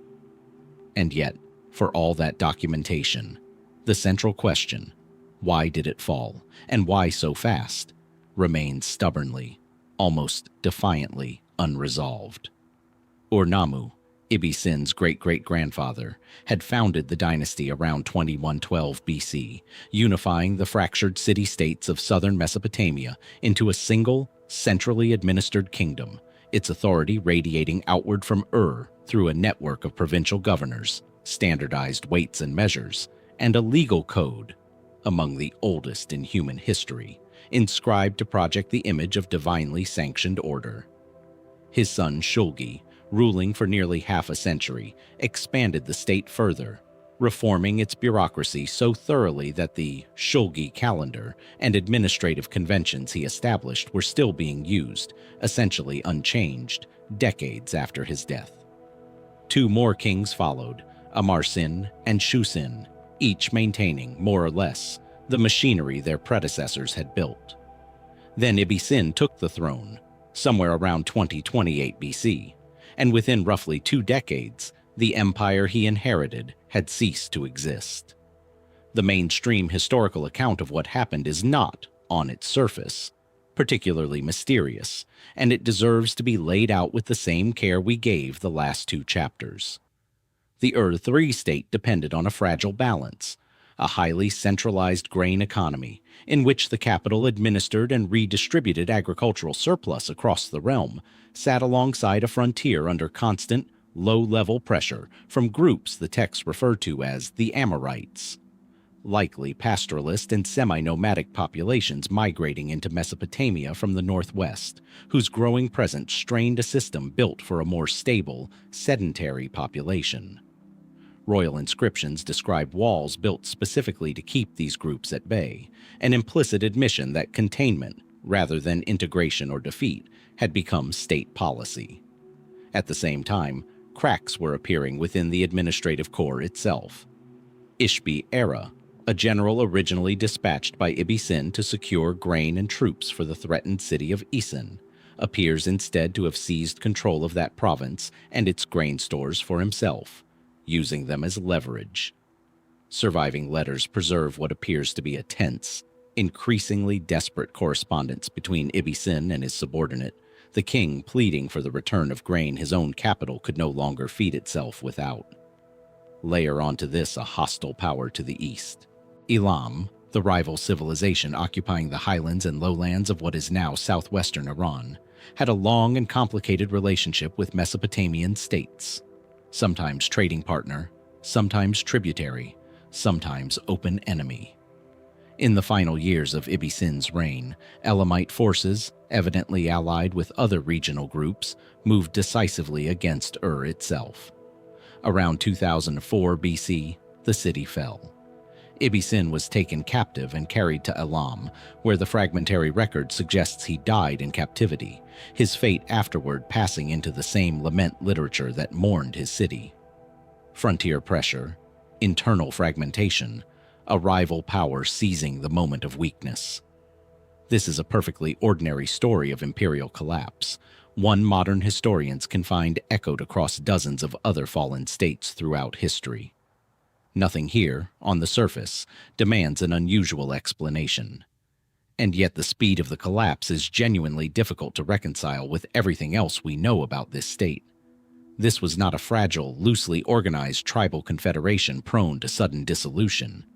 This was, by any measure available to us, one of the most administratively sophisticated governments of the ancient world, a bureaucracy capable of tracking individual textile workers' monthly wool rations across dozens of provinces.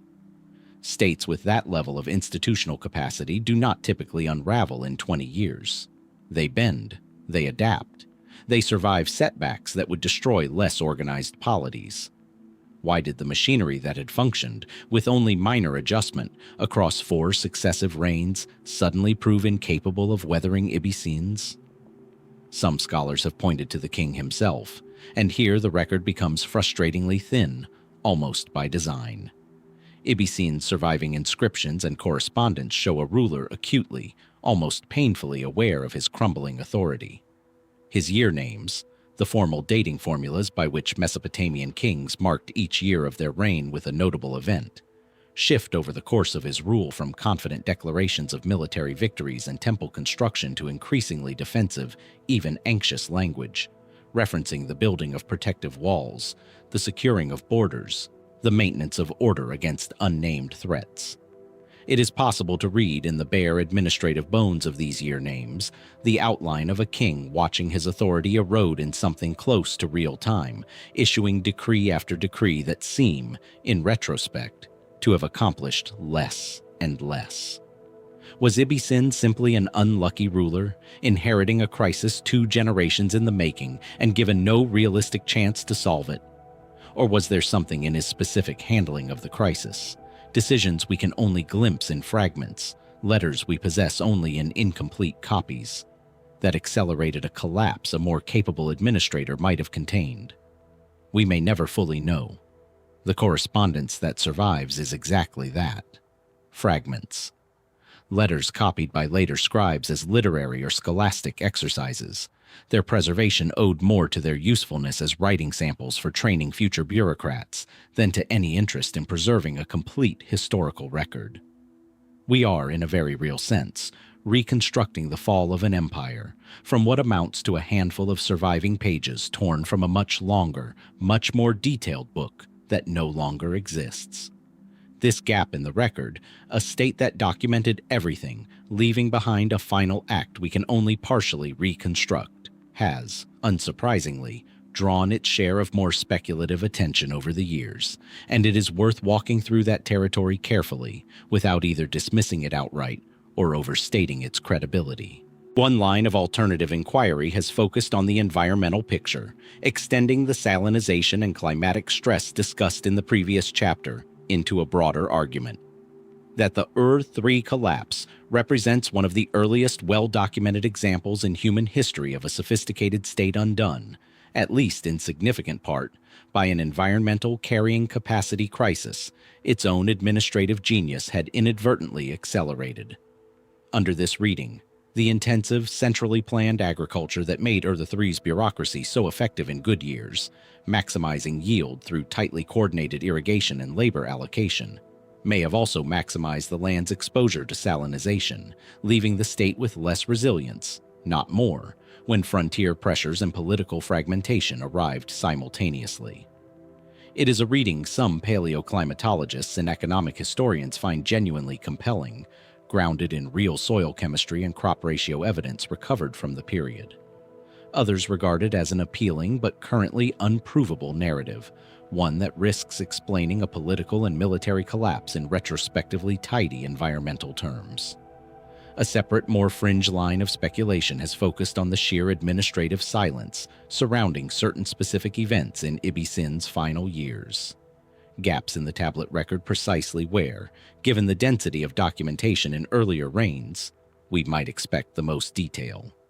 Some independent researchers, working well outside mainstream Assyriology, have suggested these silences point toward events the Ur-3 state, or its immediate successors, deliberately chose not to record. Court intrigue, palace conspiracy, even the possibility that Ibbi-Sin's authority collapsed from within before Elam ever arrived at the gates, with the invasion serving less as the cause of the fall than as the event that simply finished off a state already effectively leaderless. Mainstream historians remain skeptical of this reading, noting that administrative gaps in ancient archives are exceedingly common and rarely require conspiratorial explanation. Tablets are lost to time, to looting, to the simple accidents of which archive happened to burn and which happened to survive, not necessarily to deliberate suppression. But the gaps themselves are real. and undeniable, and they leave just enough room for the question to persist. Is the silence in Ibbi-Sin's final years the ordinary silence of imperfect preservation, or something else? A silence that was, in some sense, chosen.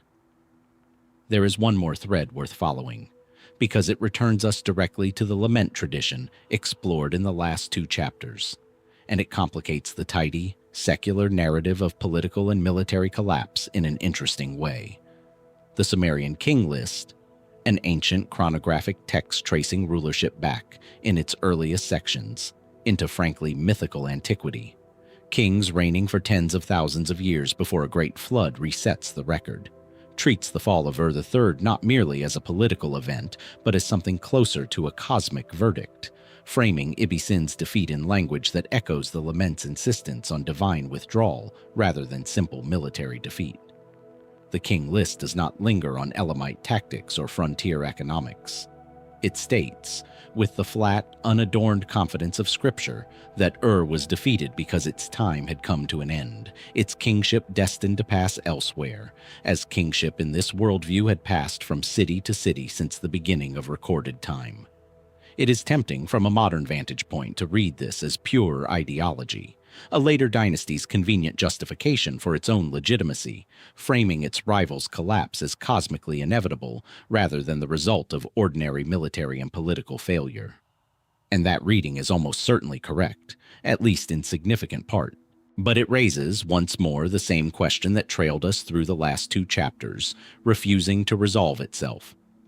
Why did a civilization this administratively rigorous, this committed to documenting cause and effect in every other sphere of its existence, reach so consistently at the moment of its greatest crisis for the language of divine will rather than political explanation? Was it simply the expected rhetorical framework of the age, applied here as it was applied everywhere else in Mesopotamian political thought? Or does the persistence of that framework, chapter after chapter, collapse after collapse, suggest that the ancient Mesopotamian mind understood something about the experience of catastrophic decline that our modern secular vocabulary of administrative strain and frontier pressure does not quite capture? Some genuine, felt quality to civilizational collapse that resists translation into causes and effects, and can only be described even by witnesses who tracked wool rations to the ounce as something closer to abandonment. We are left, in the end, with an archive both extraordinarily rich and strangely incomplete. 100,000 tablets recording the ordinary business of an empire that could account for nearly everything except, in its final years, itself. We have a king whose own year names trace, in administrative shorthand, the outline of a crisis he could apparently see coming and could not stop. We have a rival general, a hostile Eastern power, a frontier strained past its capacity, and beneath all of it, perhaps, a floodplain quietly turning against the very agriculture that had sustained Sumerian civilization for 2,000 years. And we have, running through it all, the same insistence we encountered in the Lament, that whatever combination of causes brought Ur down, its own people understood it, first and foremost, as something leaving rather than something simply being defeated. Was the fall of the 3rd dynasty of Ur, in the final accounting, an entirely explicable case of imperial overextension meeting external invasion at precisely its most vulnerable moment?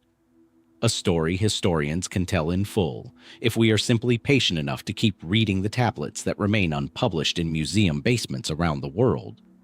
Or does the gap between what the archive can prove and what its own witnesses insisted was true point toward something about this collapse, its speed, its totality, its strange specific silences, that 4,000 years of scholarship has still not fully accounted for?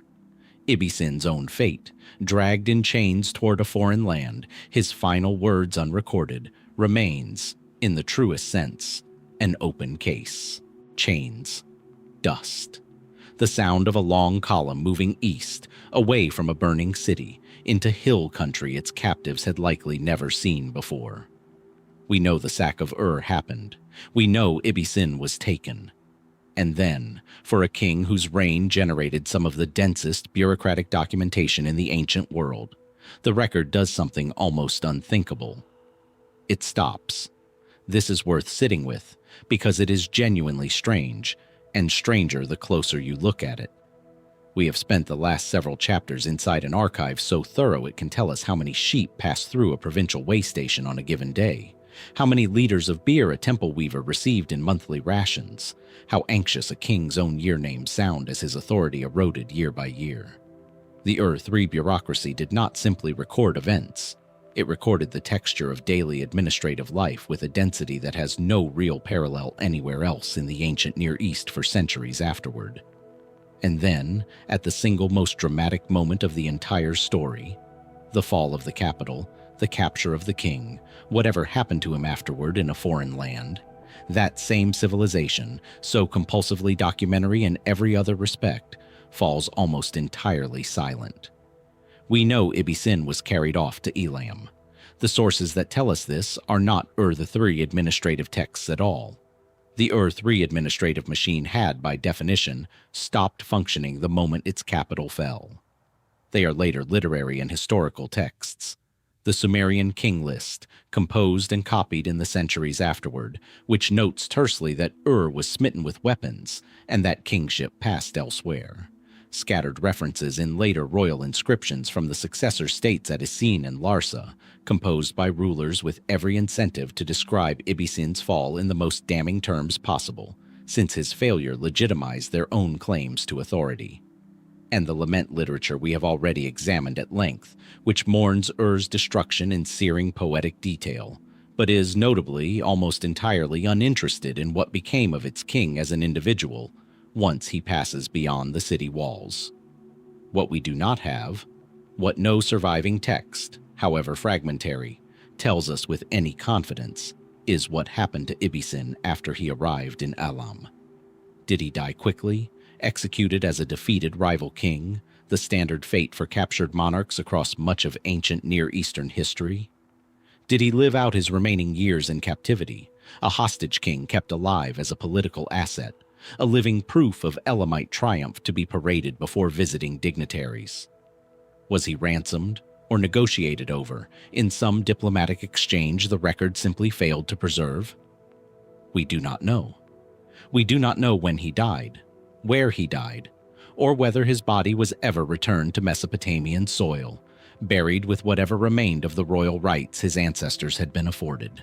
A king who spent his entire reign anxiously documenting his own crumbling authority in a civilization that documented everything, disappears from history at the exact moment his story becomes most human. The moment we might actually want to know what he thought, what he said, how he died. The mainstream explanation for this silence is, in fairness, entirely reasonable and worth stating plainly before we go further into stranger territory. Ancient royal narratives across nearly every Near Eastern culture were composed by victors for the specific political purposes of victors. A defeated king's personal fate mattered enormously to that king and his family. It mattered comparatively little to the scribes of Ibbi-Sin or Larsa, whose interest in Ibbi-Sin began and ended with his usefulness as a symbol of divine judgment against a failed dynasty. Elamite sources, for their part, are simply far sparser and less well-preserved for this period than Mesopotamian ones. The Elamite scribal tradition, while sophisticated, has left us a far thinner documentary record overall, and whatever administrative or commemorative texts may once have recorded Ibbi-Sin's captivity and death in detail, have in all likelihood simply not survived the intervening 4,000 years, lost to the same combination of decay, looting, and archaeological accident that has claimed the overwhelming majority of everything ever written in the ancient world. Silence, in other words, does not require mystery. It may only require the ordinary, unglamorous mathematics of what survives and what does not. That is the responsible reading, and most historians hold to it. But it is worth noticing what that silence has left room for, because a gap this specific, sitting at the exact hinge point of one of history's most consequential imperial collapses, tends to attract speculation the way an unlit room attracts imagination. One line of inquiry, taken seriously by a number of historians rather than dismissed as pure fringe, concerns the timing and manner of the succession crisis that followed almost immediately upon Ur's fall, because here, oddly, the record becomes clearer, even as Ibbi-Sin's personal fate remains obscure. Ishbi-Erra, the general who had effectively broken away from Ur's authority in its final years, positioned himself with remarkable speed as the legitimate successor to Ur III's authority, founding what would become the Ibbi-Sin Dynasty, and, within a relatively short span, claiming rulership over much of the former Ur III heartland. The speed of this transition has struck some scholars as notable. A power vacuum this significant, following the collapse of a centralized state this dominant, might reasonably have produced years of fragmented, contested chaos before any single successor established clear authority. Instead, Ishbi-Erra appears to move into the vacuum with unusual efficiency, almost as though he had been positioning himself for exactly this outcome for some time, which, given his earlier seizure of Ibbi-Sin's grain stores under the guise of securing them for Ibbi-Sin, is not an unreasonable inference to draw. Was Ishbi-Erra's rise simply the natural result of superior political positioning in the chaos of collapse? Or does the unusual speed of his consolidation suggest he understood, better than his king did, exactly how the endgame with Elam would unfold? Perhaps even having some indirect hand, through inaction or calculated withholding of support, in ensuring Ibbi-Sin's final defeat came exactly when and how it did. Mainstream historians remain cautious here, noting that ambitious subordinates exploiting a collapsing center is one of the most common patterns in imperial history and requires no conspiracy to explain. But the coincidence of timing has never entirely stopped inviting the question. A second, more genuinely speculative thread concerns the Elamite side of the story, and it is worth presenting with appropriate caution, since the evidence here is still.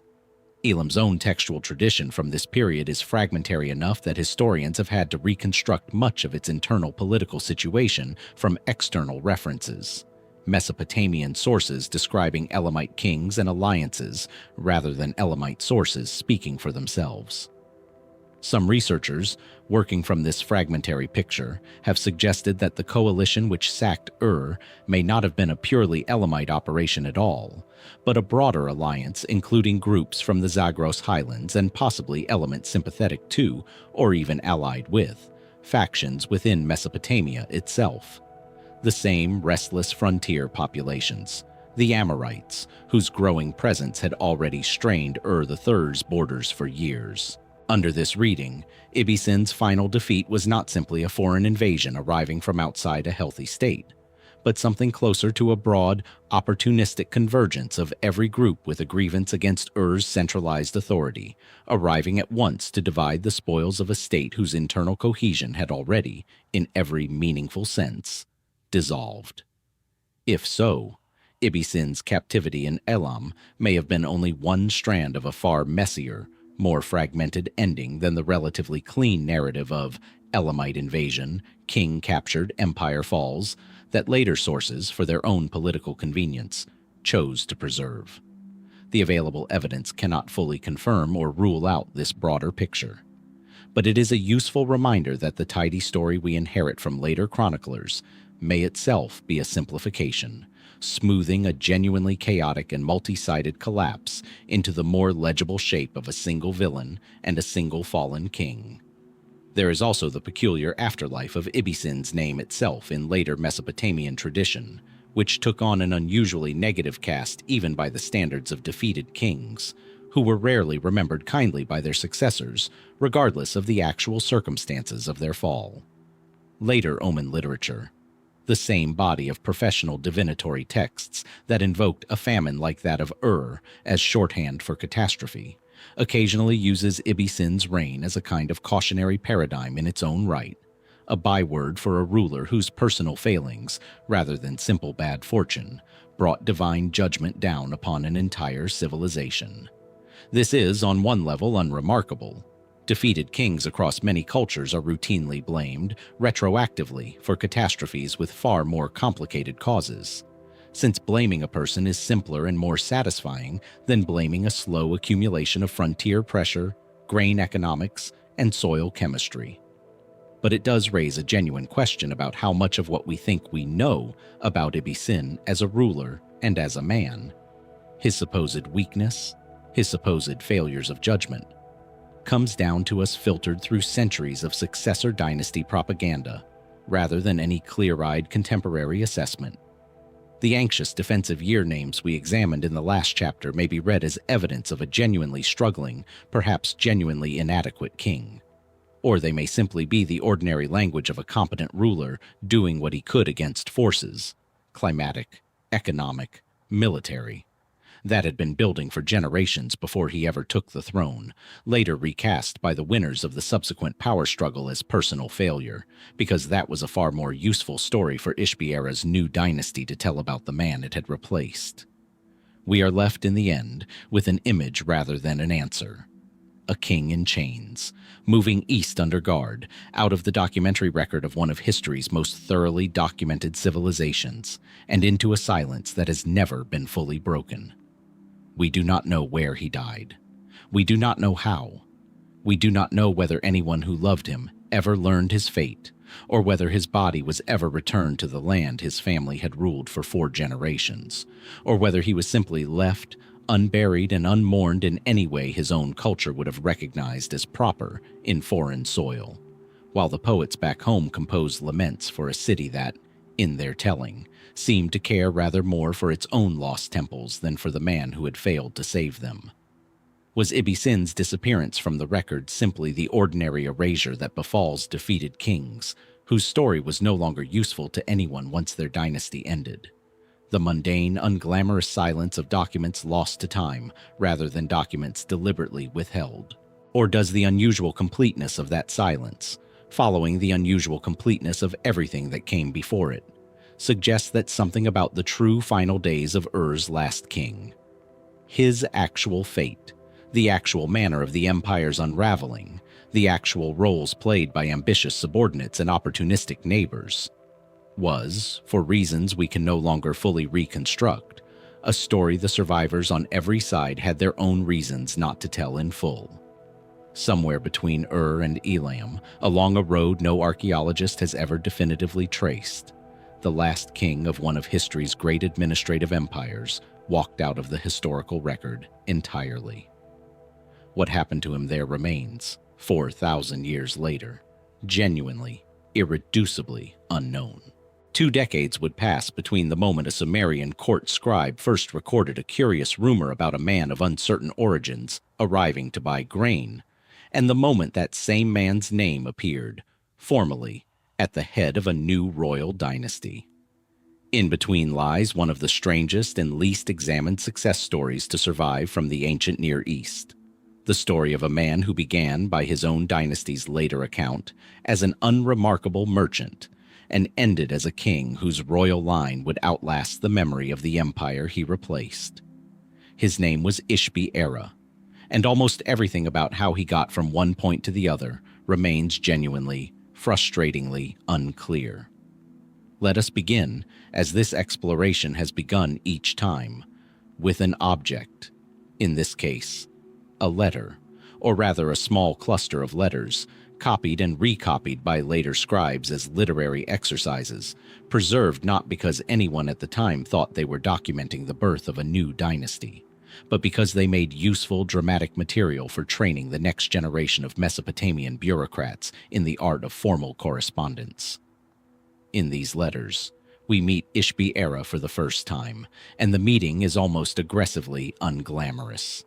He appears as an agent dispatched by Ibbi-Sin, Ur's last king, to the northern city of Ibbi-Sin, tasked with a straightforward logistical mission: purchase grain, using royal silver, to relieve a capital already feeling the pinch of frontier disruption and failing supply lines. Nothing about this introduction suggests a future king. It reads like the opening of an ordinary administrative memo, the kind generated by the thousand in any functioning bureaucracy, describing a task any competent mid-level official might have been assigned. And then something goes wrong. Or, depending on how generously one reads Ishbi-Erra's own later account of events. Something goes conveniently right for him. The grain, once acquired, does not make its way back to Ur. Ibbi-Sin itself, threatened by the same frontier pressures rattling the rest of the kingdom, becomes, in Ishbi-Erra's telling, too dangerous a place from which to safely transport that grain onward. A claim we have no independent way of verifying, and which happens to serve his interests rather neatly. He writes to Ibbi-Sin requesting permission to fortify Ibbi-Sin and hold the grain there for safekeeping rather than risk it on the road. Ibbi-Sin, based on the fragments we possess, appears to grant this request, whether from genuine strategic agreement or simply because he had little practical ability, by this point, to refuse a subordinate holding both a fortified city and the crown's own grain reserves. From this single administrative decision, a request for defensive caution, framed entirely in the language of loyal service, Ishbi-Erra's independent power base was born. The mainstream historical reading of this sequence is fairly unified and worth stating clearly, because it does not require any exotic explanation. Ambitious subordinates exploiting a weakening center is among the most common patterns in the history of collapsing states, observable across an enormous range of empires and eras entirely unconnected to Mesopotamia. A capable, opportunistic official, dispatched on a routine mission at precisely the moment his king's authority was visibly fraying, recognized an opening and took it, securing a defensible city, a grain surplus, and a plausible loyalist justification for both, all in one stroke. Historians generally view Ishbi-Erra less as a conspirator who engineered Ur's downfall from the outset, and more as an unusually alert opportunist who understood, faster than his king did, which way the tide was already turning, and positioned himself accordingly. This reading fits comfortably with everything else we know about the final years of Ur III, a state under mounting frontier pressure, its central authority already visibly straining, its outlying provinces increasingly making their own calculations about where their loyalty was best invested. That is the sober account, and it is very likely substantially correct. But it leaves a great deal unexplained, beginning with the question of who, exactly, Ishbi-Erra actually was before this moment, a question the sources answer with a silence almost as complete as the one surrounding Ibbi-Sin's eventual fate.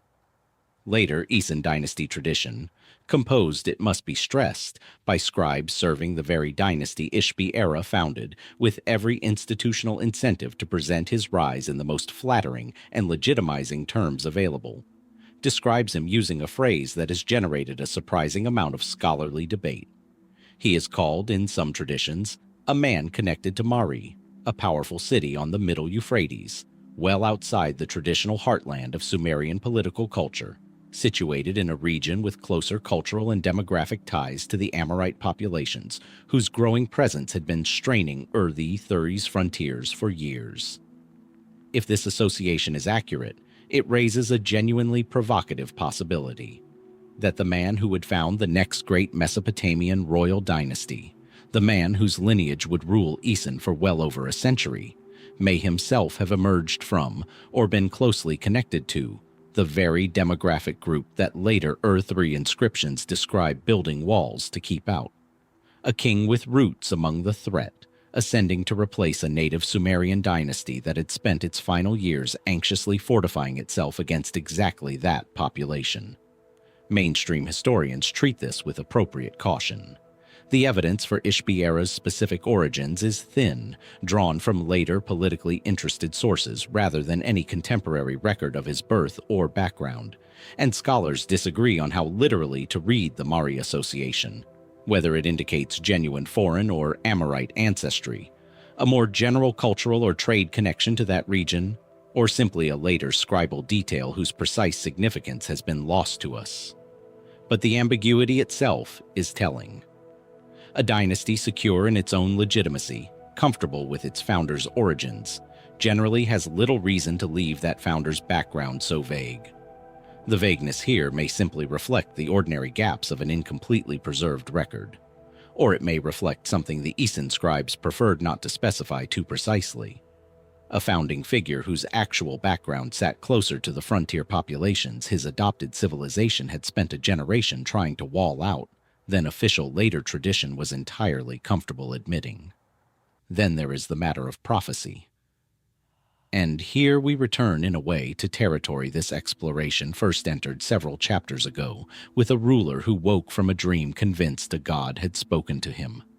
Later hymnic literature composed in Ishbi-Erra's honor, almost certainly commissioned during his own reign or shortly afterward as part of the standard royal propaganda apparatus every Mesopotamian dynasty maintained, includes material claiming that Enlil, the chief god of the pantheon, the same deity described in the lament literature as ordering Ur's destruction, had specifically designated Ishbi-Erra for kingship, naming him as the one who would restore order to a shattered land. Some versions of this tradition go further, suggesting the designation occurred before Ur's actual fall, framing Ishbi-Erra not as an opportunist who capitalized on chaos after the fact, but as a figure whose rise had been divinely ordained from the outset, his eventual kingship written into cosmic plan well before Ibbi-Sin ever lost his throne. This is, transparently, exactly the kind of retroactive legitimizing claim we would expect any successful new dynasty to generate. The ancient equivalent of a victor rewriting the record to suggest inevitability, where, in reality, there was only opportunism and circumstance. Modern historians read it correctly as political theology rather than literal prophecy. And yet it is worth noticing once more the pattern this exploration keeps circling back to, chapter after chapter, dynasty after dynasty. A Mesopotamian political culture that could not seem to describe its own major transitions of power in purely secular human terms. Gudea needed a dream to justify a temple. Ur's fall needed gods departing rather than simply losing a war. And now Ishbi-Erra's rise needed divine designation rather than simple administrative advantage seized at an opportune moment. Was this merely the expected rhetorical costume every ambitious ruler in this culture was required to wear, regardless of what actually motivated them? Or does the sheer consistency of the pattern, appearing independently across figures separated by decades, serving entirely different, sometimes opposing political interests, suggest something deeper about how this civilization genuinely understood the mechanics of power itself, not as something men simply seized, but as something that had to be granted, however retroactively, by forces beyond human control, before it could be considered legitimate at all? There is a final, quieter mystery worth noting before we leave Ishbi-Erra behind. Once established as king at Ibbi-Sin, he did something that later tradition treats as an act of great piety, but which repays closer examination. He undertook the recovery and eventual return of a cult statue of the moon god Nana, the same god whose ziggurat at Ur, whose abandonment by his own account is described so vividly in the lament literature, which had apparently been carried off during the chaos of Ur's fall, likely taken by Elamite forces as spoil, along with whatever other portable treasures the sacked temple still possessed. Ishbi-Erra's later inscriptions claim credit for eventually securing the statue's return to Mesopotamian territory, restoring it to a place of honor, and, in doing so, positioning himself explicitly as the figure who succeeded where Ur III's own final king had failed. The true restorer of divine order, the ruler under whom the abandoned gods of the last chapter's lament, finally, symbolically, came home. Whether this recovery happened exactly as later Ibbi-Sin tradition describes, whether it involved genuine negotiation with Elam, military action, or simply convenient timing that Ishbi-Erra's own scribes later dressed up as personal triumph, is impossible to verify with full confidence from the surviving evidence. But the symbolic architecture of the claim is difficult to miss. A dynasty founded, in part, on a story of divine designation, cementing its legitimacy through the recovery of precisely the god whose departure had supposedly doomed its predecessor. It is, in its own way, as tidy and as narratively satisfying as any dream, vision, or lament ever composed in this land. Perhaps too tidy, which is itself worth sitting with. Ancient political narratives that resolved this cleanly, closing exactly the loop opened by the previous dynasty's fall, deserve a healthy measure of skepticism about how much shaping, after the fact, went into making the story fit so well. We are left in the end with a man whose origins remain genuinely obscure, whose earliest documented act was a grain purchasing mission of no apparent significance, and whose rise to found one of Mesopotamia's most enduring royal lines has come down to us wrapped in exactly the kind of divine legitimizing narrative this exploration has now traced across 3 successive rulers and their fates. Was Ishbi-Erra simply an unusually capable opportunist, correctly reading a collapsing state and positioning himself with the same practical skill any successful founder of a new dynasty requires? His later divine mandate nothing more than the standard political theater every Mesopotamian king was expected to perform? Or does the persistent vagueness surrounding his background and the suspiciously neat symmetry between his rise and Ur's fall suggest a story more carefully constructed and more thoroughly obscured than the official record was ever willing to admit? The grain he was sent to purchase never reached Ur. Where the full truth of his rise actually went is a question the surviving tablets, 4,000 years on, have still not entirely answered. Let us pause the countdown for a moment and admit something about the story we have been telling. We began at the end, with a captured king vanishing in chains, with a dynasty's final collapse, with the men who scrambled to inherit the wreckage. It is worth asking now. What if the strangest mystery in this whole sequence was never the fall at all, but the beginning? Every collapse needs a foundation to collapse from. So let us go back, past Ibbi-Sin, past Ishbi-Erra's grain wagons, back nearly a century, to the man who built the house that would eventually come down, and to a death every bit as unresolved, in its own quiet way, as anything that came after it. His name was Ur-Nammu, and according to the very civilization he built, the gods he had served his entire reign simply let him die. Picture this time not a mound or a tablet, but a text. A poem far less famous than the Lament for Ur we examined earlier, but arguably stranger for what it dares to say out loud.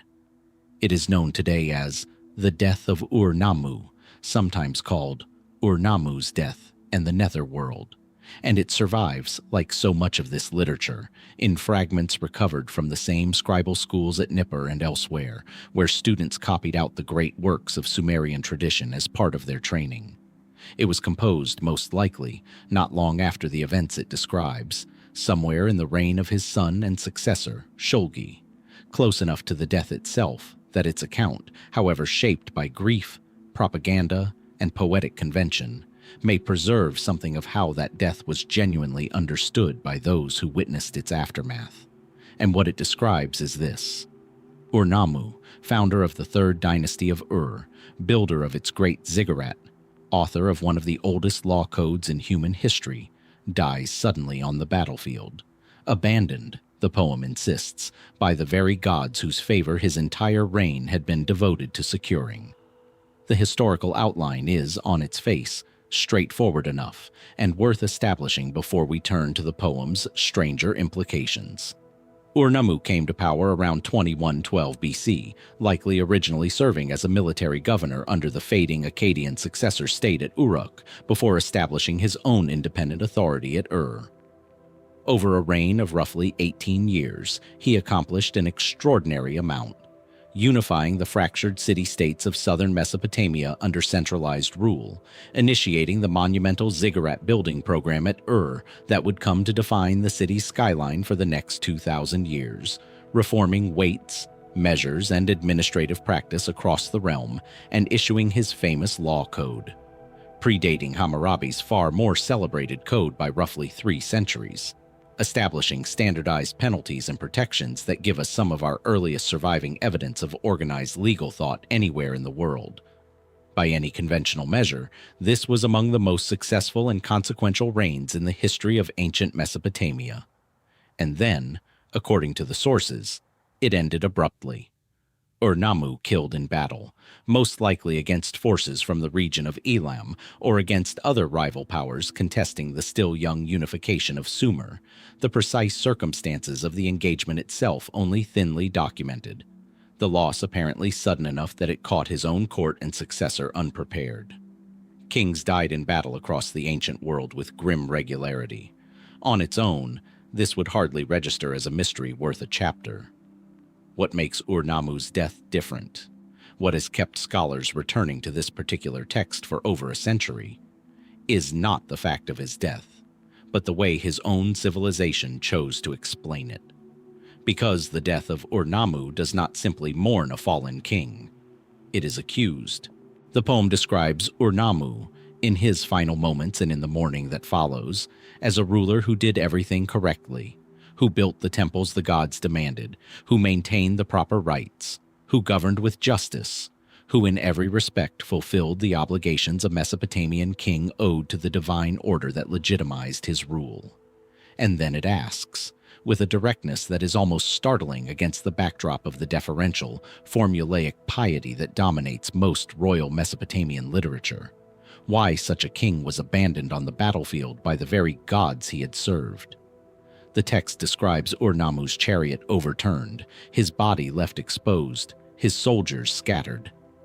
And it frames this not as the ordinary tragedy of war, but as an act of divine betrayal specifically requiring explanation, the poem effectively demanding an answer the gods themselves are not straightforwardly given to provide. This is a genuinely unusual posture for Mesopotamian royal literature to take. The lament tradition we examined at length in earlier chapters explains catastrophe through guilt. Ur's later fall under Ibbi-Sin is framed, throughout as a consequence, however cosmically inevitable, of divine anger, sin, or simply kingship's fated transfer elsewhere. There is an internal logic to it. Bad things happen because the gods will it, and the gods will it for reasons however opaque, rooted in some form of moral or cosmic accounting. The death of Ur-Nammu refuses that comfort. It insists Ur-Nammu did nothing to deserve his fate, and it says so almost in the voice of protest rather than resignation. Some translations render a passage in which the god Enlil is said to have changed his word, reversing a divine promise or favor that Ur-Nammu had every reason to believe was secure. If accurate, this is a startling admission for a state built almost entirely on the ideological claim that its kings ruled with stable, dependable, divine backing. An admission that the compact between king and god could apparently be broken without warning, without cause, and without recourse. Why would a dynasty commission a poem this unsettling about its own founder? This is where mainstream historians offer a reading grounded in the practical realities of succession politics, and it is a compelling one. Shulgi, Ur-Nammu's son, inherited the throne under circumstances that may have been genuinely precarious. A father dead unexpectedly in battle, a still young unified state whose cohesion depended heavily on the personal authority of the man who had just been killed. A poem framing that death as senseless, undeserved, a matter of divine caprice rather than royal failing, could serve a very specific political function. It insulates the dynasty itself from any suggestion that Ur-Nammu's death reflected poorly on his fitness to rule, or by extension on his son's legitimacy as heir. Grief processed as injustice rather than judgment protects the successor. Under this reading, the poem's startling theological boldness is not really about theology at all. It is about succession, about Shulgi needing a founding narrative for his own reign that did not begin with his father's failure. This explanation accounts for a great deal, and most Assyriologists find it persuasive as the primary driver behind the text's composition. But it does not fully explain the specific texture of the poem's complaint. The sense, present throughout, of an argument being made not merely to a human audience, but to the gods themselves, as though the text were attempting to lodge, on the historical record, a genuine grievance against divine conduct rather than simply constructing convenient political theater. Ancient literature is full of examples of suffering righteous men. The Mesopotamian tradition itself would later produce entire compositions wrestling with the problem of unjust suffering, works modern scholars sometimes compare to the biblical Book of Job. Is the death of Ur-Nammu, an early ancestor of that tradition, a genuine, if politically useful, wrestling with the unbearable idea that piety and correct behavior might not, after all, guarantee divine protection? Or is it purely functional propaganda, its theological daring simply a byproduct of how far Shulgi's scribes were willing to go to protect the new king's legitimacy? The text itself does not resolve the question, and perhaps could not have, even for the audience who first heard it recited. There is a further layer worth considering, one that connects this chapter back to the ground we have already covered without requiring us to retread it. If Ur-Nammu's death was genuinely understood, even briefly, as evidence that divine favor could be withdrawn without warning or apparent cause, that is a deeply uncomfortable idea for a dynasty to have circulating at its founding. And yet, within roughly a century, that same dynasty's final collapse would be explained at great and mournful length, using almost exactly that same theological framework. Gods withdrawing, abandoning their chosen city and its king. Did the lament tradition that mourned Ibbi-Sin's fall draw, consciously or not, on theological groundwork first laid down in the death of Ur-Nammu, a precedent established at the dynasty's very beginning? That divine abandonment without clear moral cause was, however troubling, a recognized and expressible category of catastrophe in Sumerian religious thought. Or is the resonance between these two texts, separated by a century and composed under very different political pressures, simply coincidental? Two moments of crisis independently reaching for the same available literary and theological vocabulary, because that vocabulary was, in the end, all Sumerian tradition had to offer for explaining sudden, undeserved loss. It is a question this exploration cannot fully settle, but the echo, once noticed, is difficult to unhear. A dynasty that began by questioning why the gods had abandoned a good king, ending a century later insisting the gods had abandoned an entire city, as though the anxiety planted at Ur-Nammu's death had simply been waiting, all along, to find its full and final expression. We are left, in the end, with a text that dares to ask a question most ancient royal literature carefully avoids. Not, what did we do wrong? But, why did this happen to a man who did everything right?